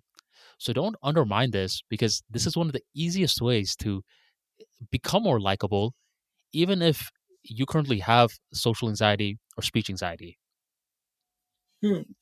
That makes a lot of sense. I think that when you actually dress well, you at least present that you're prepared. It tells people that you were sincere. That okay, even though your speech sucked, you had sincerely tried to give your best to it, and maybe you failed, but people respect sincerity. Okay, it makes them feel important that you cared enough to practice, you cared enough to do all of these things. But when you say the guy in the basketball shorts, this guy was not sincere. So if he messes up, people will think that he does not care and he intentionally wasted their time. He could have prepared, but he did not, and which is why he failed. So the people will have almost no empathy for this guy, but they will have a lot of empathy for the well dressed guy who they felt had put in sincere effort. I think people would approach them from very different levels of empathy. And so many people make these little mistakes just because they don't have the knowledge. There's a ton of people who open a speech with, "Oh, I didn't prepare, so just bear with me." And this happens so many times with different people who have speech anxiety. And I just like hit my forehead because I'm like, dude, you do not say that because even if you're nervous, now you're making it seem like the audience is not important because you didn't prepare. Another one is, oh, I'm so sick. Once again, bear with me. The audience does not know. They don't need to know. As the public speaker, be the conductor of energy and just for those 10 to 12 minutes, suck it up and act as though that you own the stage because you do. So a big part of communication skills, public speaking, social skills is a large part about perception. And that's why I believe one of the best teachers in regards to this are people who used to be awkward, who used to be shy, who used to be extremely poor with public speaking because they're able to spot body language quirks at a more rapid rate versus someone who considers themselves a natural. Hmm, that makes some sense. I partially agree with it. I think that anyone who had to learn social skills can make a good teacher versus someone who is natural at something cannot he does not himself know what he's doing because he's doing it naturally, and because he does not he's himself unaware of how he's doing it, he cannot teach you. Versus someone who was bad at it and he had to consciously learn something, he had to consciously learn how to do it right. He actually knows what to do. He has practiced it, and therefore he can tell you. So there is, of course, a lot of value in learning from someone who has had to put in work. So if you take, for example, someone, if you want, say, advice on losing weight, you cannot take advice from someone who has essentially been skinny all their life. Like, they've just been skinny. They don't know what they've done. They they have no information. Like, even though they might be doing a lot of things right, they don't know what they're doing right. They've just been skinny throughout their life. You would want advice from someone Hmm. who got fat and then lost the weight. So this person knows what changes you need to make. Right. I mean, they could find these little micro targets that would not be thought of by someone who it always came usual to. We spoke briefly about this in the first podcast, Harsh, but did you ever have that stage where you were awkward yourself? I believe you spoke something about the lines of there was a period where you didn't want to engage with too much people because there were you were focusing on bigger things. Maybe I'm misconstruing that. Did you I have a was moment when you were awkward? I was awkward, but in a different way. I was not awkward because I was shy.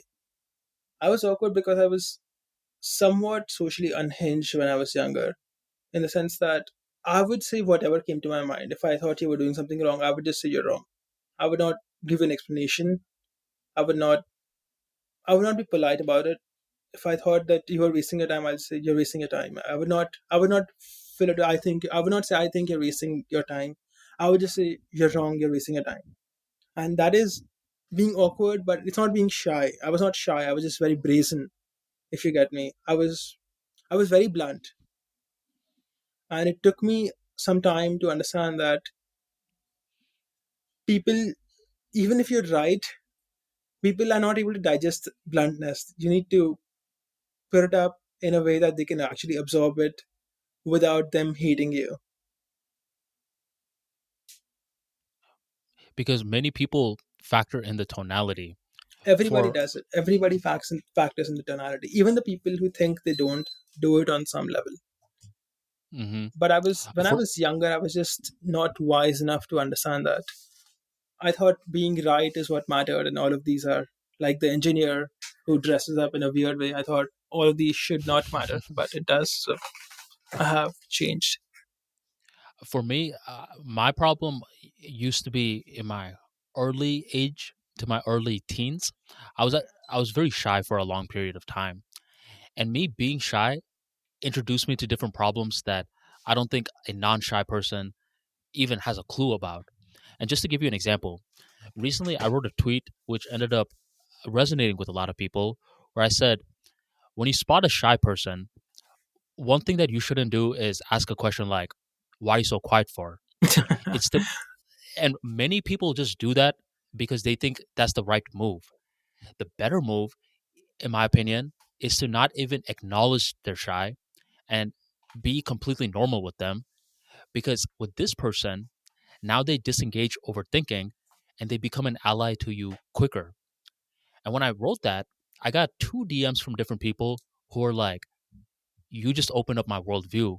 Because whenever I see some shy person, I literally ask them, "Why are you so quiet?" I And have someone been who that is myself in the past, I will admit. Yeah, man. And someone who's not shy is not going to be able to spot a micro quirk like that because you're not going to get that on Google. It's because it's learned from real world experience. Uh, and that's just something that I personally noticed. So, yeah, I mean, I was shy for a long period of my life. And when someone asks, "Why are you so quiet?" Now it's like, how do you respond back to that sort of thing? So, a lot of social quirks that are made are not done with maliciousness. It's just done because people don't know any better. Agreed. I think that is definitely a factor where people just lack experience and wisdom. Although I find it very interesting that you used to be shy. I have personally never been able to relate to the whole shyness thing. I was never shy. Even as a kid, like, I was very brazen, and I was essentially very out there. I was never shy, and I just find it very difficult to relate when someone says they're shy. I just don't understand their problem as much as they do. I think. So Sure. Sorry. Go ahead. so basically for me, it was a two-part factor. The First part factor was that, I moved from Bangladesh to a new country, and I used to get mocked for my accent a lot. I would say that was one variable. And the second one was that I had an older brother who would routinely speak up for me. So I think that incorporated the shy habit even a little bit more. And then as I started to, really mature as a person, I started to understand, and people may not like this, shyness is a social weakness. It's holding you back. It does. And the minute that you can admit that to yourself firsthand is the minute that you're like, oh, whoa, I got to do something about it. Because for a lot of shy people, what they think is that the shyness is just going to randomly go away on its own. They don't understand that you're going to have to put in practical work in order to make it happen. And there's two paths that I have. One is the slow path, the second is the fast path. The slow path to overcoming shyness is just to speak up a little bit more in each interaction, where you're taking it one interaction at a time. Eventually, you speak up more in a group setting, and eventually, you start hosting event, something like that. That's the slow path. If you want to tackle the beast straight up and do the fast path, public speaking. Because with public speaking, you immediately expose yourself to a brand new paradigm. And if you can speak to 50 people with ease, 5 people become light work. So my path, Harsh, was very unique because if I never had that chapter in my life when I was shy, then I don't think I would have had that much conviction to start public speaking, which eventually ended up killing two birds with one stone. It Hmm. allowed me to communicate my message, and it just made me better in social interactions as well. And I think that gives me more credibility to speak about this issue because when people are like, yo, I'm shy too, but people can't really tell, I'm like, and you know how you just said, oh, I'm really surprised that you were shy? Hmm. Most people were surprised too. They're like, man, I could have never told. But there's a big difference between shy and quiet. Quiet people just don't have that much to say. Shy people want to say more, but they feel self conscious. So, personally, I'm grateful for that chapter in my life, Harsh, mainly because it kind of set the springboard for Armani Talks and it gives me more 4D insights rather than 2D insights. It's interesting. I think what you say makes sense. I do think that, shyness is basically irrational. Like, people don't care about you enough for. People feel self conscious, but they don't realize that no one else is thinking of them at all. Like, no one cares. Like, you could do some of the most embarrassing things out there, and people will forget in a day or two. People just don't care about you enough. Like, people are too busy with their own self. I think shyness, at some level, has this weird spotlight thing where they think that people are always looking at them, always watching them, and that is just not true. Like, if a shy person or anybody, they get hit by a bus, 2 days from now, the only people who will care are their family. 1 year from now, all of your friends would have forgotten you existed. No one would remember all of your anything about you. Basically, you're not that important. So I think that the whole shyness thing is just this bad idea in the head that people care about this person's actions and they remember them. They don't. And one of the best ways to put this into an example is you ever seen someone just trip and fall? Yes. And did you end up thinking about them all day? No. Was it pretty embarrassing for them when they tripped and fell? Somewhat. Exactly. So that's a quick little nutshell of a lot of the things regarding shyness, where they're thinking that, oh no, I just slipped and fell. Harsh must be thinking about me all day, just like I am. I'm like, no. Exactly. See, can you think of when was the last time you remember a friend of yours being very embarrassed about something? It's actually very difficult to pinpoint. Very difficult. And the human mind is not conditioned to think about other humans unless they're infatuated with them or if this other human directly harmed them in some way. So if I am spending the rest of the podcast just attacking your character, then you may be thinking about me for a little bit and then you may go back to your day-to-day activities. But if In the situation of me tripping and falling, I'm not directly harming someone's ego in any way, so they're not going to be thinking about me all day. And when you make that insight for yourself, it's a very liberating feeling, and it's a feeling to be more bold as a person. Makes sense. I agree with that. Did you ever have a certain irrational fear in any part of your life? It could be something as scared of swimming or a skill set, even. I I was scared of swim. So when I was a kid, in my school, they would every once in a while, I think once a month, they would take us out for a swim, and they would take us out to the first.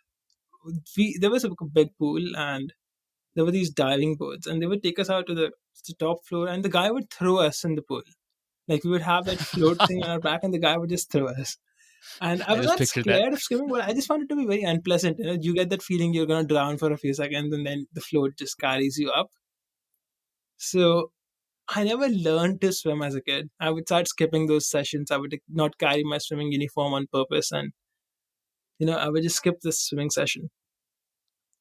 I learned to swim as an adult. I learned to swim maybe in 2016 or 15, where I was like, okay, I was not scared of swimming. I just something I could not do, and it was just very unpleasant.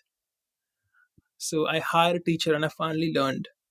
One thing I did have an irrational fear of, just to be more relevant, is dogs. Like as a kid, when I was very small, I had a couple of dogs run behind me, and I just was a bit afraid of dogs for a long time until I was like, why am I afraid of dogs? Like all these other people are not.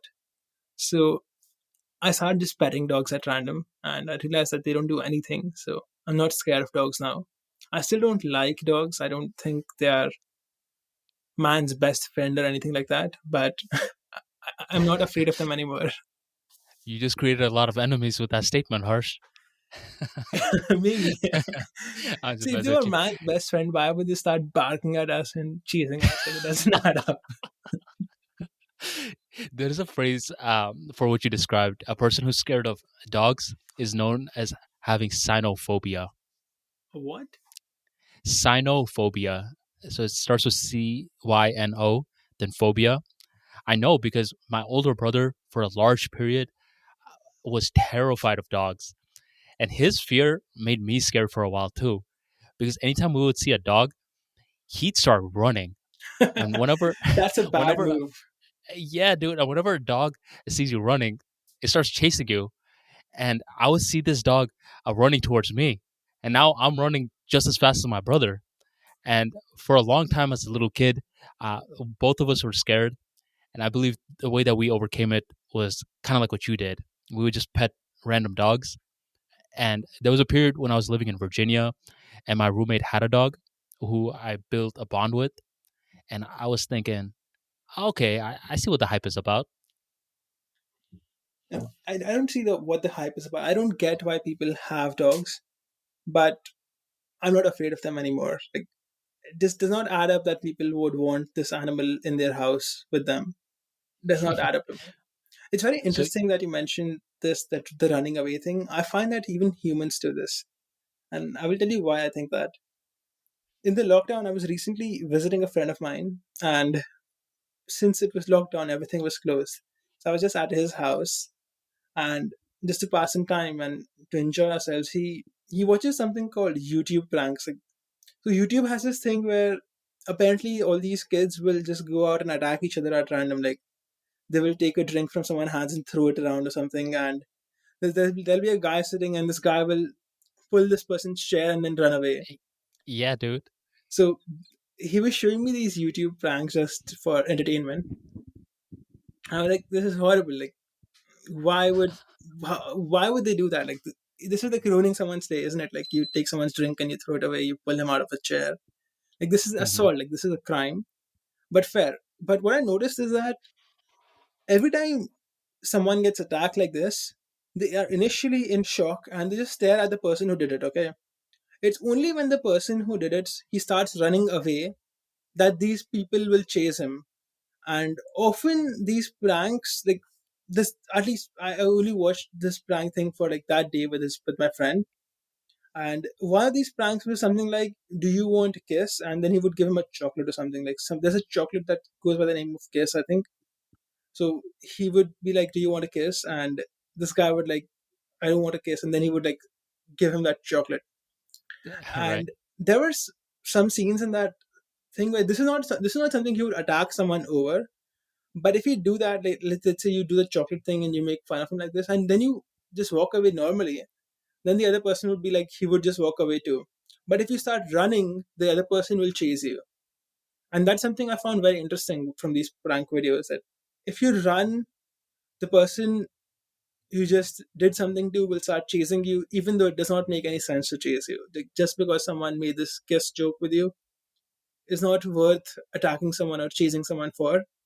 But because they ran, you had this instinct in you and you ran behind them. You're basically thinking, why is this person running for? Let me chase him. Yeah, let me chase him. He must have done something bad. Otherwise, why would he run? And there's another channel. I don't think they post videos anymore, but they're called Hood Pranks. And this is basically when a group of kids go to the toughest parts in the US and they start pulling pranks on these different individuals. And another thing that I noticed in addition to your insight is that when a group of people are doing something, that bugs that makes them chase them even faster. So let's say I'm doing a prank on you in front of five of your other friends, and you're not taking too much offense to it, but your other five friends are taking offense, and then I just start running, and these people start chasing me. Automatically, you start chasing me as well. So not only does it show that people will chase you if you start running, it also shows that a groupthink as well. So I mean, I know you're not a big fan of that kind of stuff. You Social were probably watching it. expectation, I think. Yeah, and I find that kind of stuff. I traditionally watch it when I'm having a very long day. I've been thinking a lot all day, and I just want some form of entertainment where I'm not like having to think anymore. I could just let my mind shut down. That's when I watch those prank videos, and it teaches you a lot about psychology because what you were able to spot, I don't think a lot of people are capable of spotting, but that is a psychological insight right there. Interesting. Those pranks are very funny, by the way. I just don't think that, you know, if some, I don't think it's a good thing to commercialize this, from YouTube's perspective, that you're essentially encouraging people to attack each other. Like, there's a guy and you're just going and pulling his chair for no reason. What if he has a back injury and then he falls and hurts his back even more? Like, it's kind of a bad, and it's an asshole move to do to somebody just to make some money on the internet. Oh yeah, some of them get very carried away. Some of these prankers actually pay the people, and that's known as the fake pranks. So whenever someone is getting caught out as doing fake pranks, their account over time just starts to dilute. Why? And nowadays, yeah, nowadays a lot of people, the accounts that are seeing a resurgence in this world, are the ones that do the real pranks, and you could just tell. And an example is, uh, my house is dirty. You should definitely check out his page. It'll have you dying with laughter. And this Your is house is dirty. What? I didn't catch what you said. my house is dirty. Okay, and So he pulls pranks on people in okay, that's a name. Walmart. Okay, that's the name of the guy. Oh yeah, yeah. It'll be funny if I was just randomly saying my house is dirty. And it's funny because a lot of the times in the actual prank, someone in outrage is like, "Who are you?" And he'll say, "My house is dirty." The guy says, "So?" It's too I funny. wonder how come these guys don't end up in jail. Like, if someone did that to me, I would sue them. Like, I would at least file a police complaint. Like, if someone like took my drink, threw it in my face, and pulled my chair, like, that guy is not walking away. Yeah, man. I mean, we were talking about this last time, but I see a role for anger in this world where when you don't have any anger and you're being way too nice, I see people taking advantage of you. So, do you have that philosophy that sometimes it's okay to put hands on people if someone disrespects you, or are you words first It's a bad normally? idea to do that, even though you want to do it, because if you attack someone, even though it was completely warranted, and they go to the police, then you're screwed. So it's best for you to do that first. There's this one controversy that happened a couple of years back, and it's basically where this fan is basically just shoving his camera in this athlete's face and just like talking a bunch of crap at him, and the athlete just smacks the phone out of his hand, and the fan is like, "How could you? Oh no!" And he's like crying a victim to the security guard, and the security guard had the funniest reaction. He's like, "Good, I would have done worse to you." The That's funny. athlete could have ended up in jail for it if Oh this yeah, dude, person he had got gone. suspended. He did. He did. Okay. No, but He he got got suspended, dude. suspending is more of a private thing. Like maybe his employer fired him or whatever. But if this person had filed a police complaint that he got assaulted, things would not have gone well for this athlete. Especially the higher status that you become, the more that you have to be mindful of this sort of behavior. Where even if you do want to put hands on someone, just know that there are lawsuits coming. So that's a good perspective. It's a balanced perspective as well that you just gave. Well, there are lawsuits coming. It's just that, see, there are things you can do in self defense, and there are ways you can get away with it. It's just that if someone punches you in the face, you can hurt him more by going to the police than by punching him back. If Hmm. you punch him back, it's going to hurt his nose for maybe a few hours. You go to the police, you file a proper case, and you know get a lawyer. Then you can mess with this person for months and years. So your punch is essentially harder by not punching him. There's ripple effects. My philosophy is that anger is warranted. However, restraint needs to be put with the hands. If you're going to put hands on someone, in my opinion, you better truly consider what's going to happen, because it's one thing if you're self-defending yourself, but if you're just putting hands on someone because they called you a mean name, then that one move can hurt your life for a long, long time.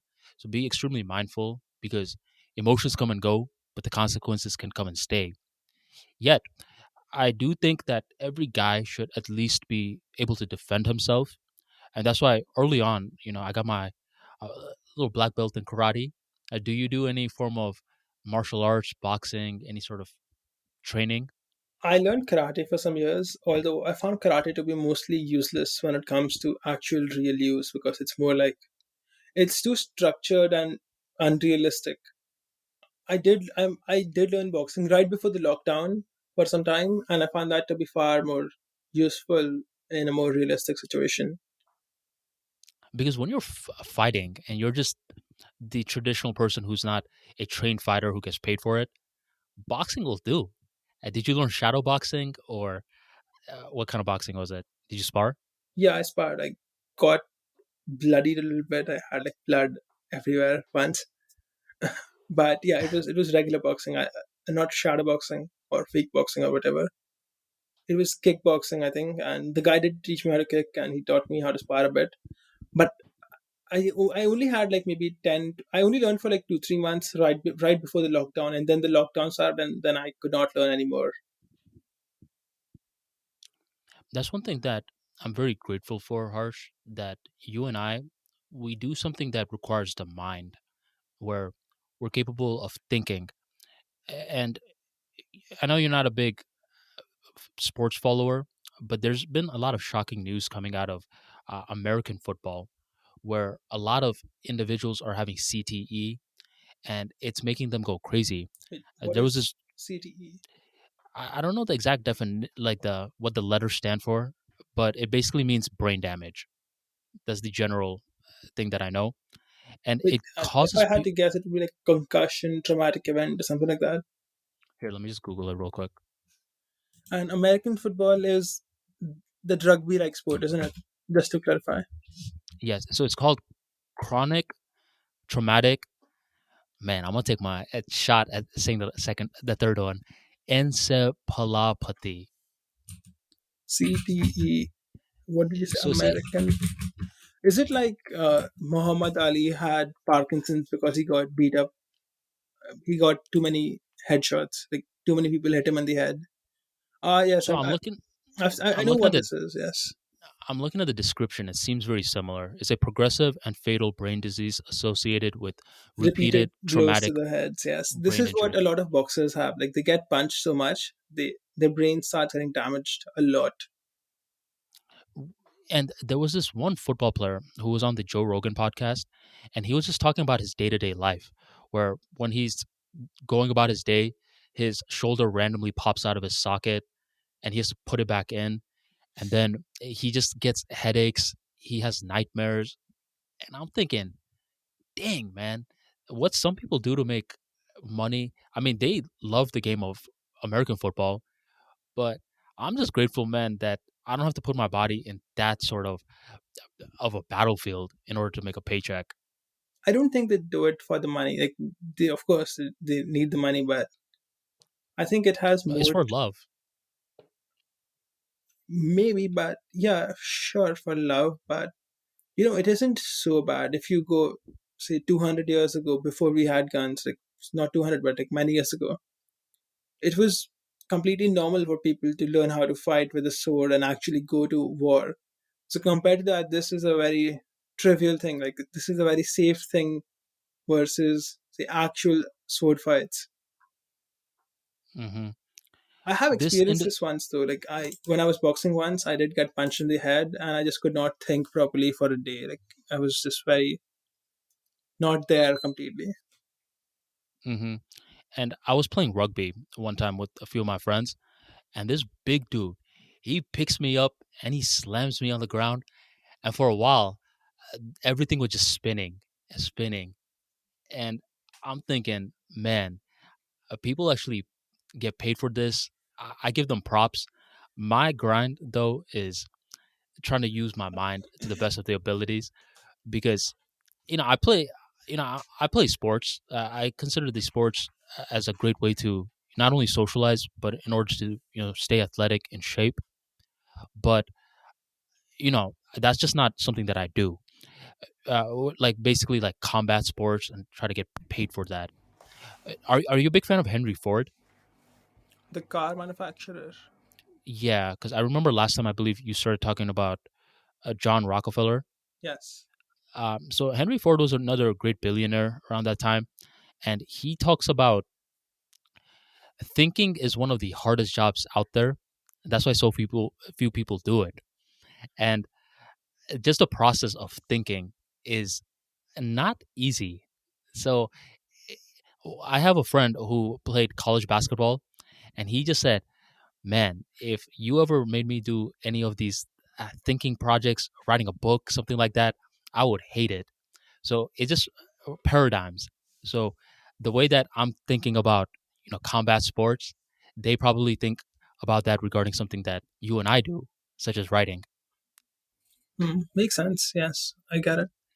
When I I just was working at the bigger companies, when I was working for other people, I would often have to say, essentially take documents, sit in a cab for 3 hours doing nothing, and just transport the document at some other place.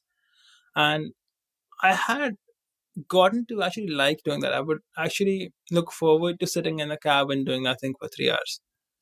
And you just get used to doing what you do, and it becomes less relatable to you what other people are doing.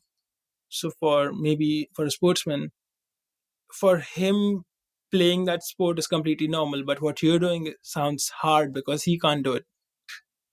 And the same applies to you. yes, because last time after me and you got done recording this podcast, I got two DMs where someone's like, "Man, I don't know how you and Life Math Money spoke for 2 hours plus. That must have been so difficult for you guys." And I don't know about for you if it's difficult for you, but these are just effortless for Conversations, me, yes. right? And It's it's just a just funny conversation. because yeah, but from their perspective, they're like, "Man, you guys were just dropping so many knowledge. I mean, that must have been hard for you guys." I'm thinking, no, not really. See, Was it it's hard for you? no. It would be hard if we were, actually focusing on dropping knowledge, but we're just having a conversation about our experiences in life, and it's just knowledge for other people. And this connects with your point where what one person considers easy, another person can consider work, and vice versa. See, what one person considers play is what someone else would consider work. And finding that play is a great competitive advantage because that action just starts to flow out of you rather than being pushed out of you. Agree. You cannot be exceptional at something that you have no passion for. Like, you can become very good at something that you don't have passion for, but you cannot be exceptional because th- there's a there's something different about having a drive to want to do something versus doing something just to get paid for it. Harsh, I could be speaking with you for another hour, and I'm sure people will like that, but we both got stuff to do, and it's been an eventful conversation already. So, how about we wrap it up and we get another conversation going down the line? Anything else you want to say?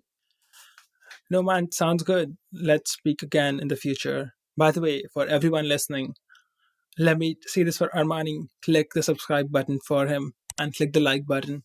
I hope you guys enjoyed the conversation and see you guys next time. For sure. And I'm going to be including all of Life Math Money's socials in the description box right on below. If you don't follow him, you're missing out. So go on and follow him as well. Until next time, my friend. All right, have a good day, everyone. See you.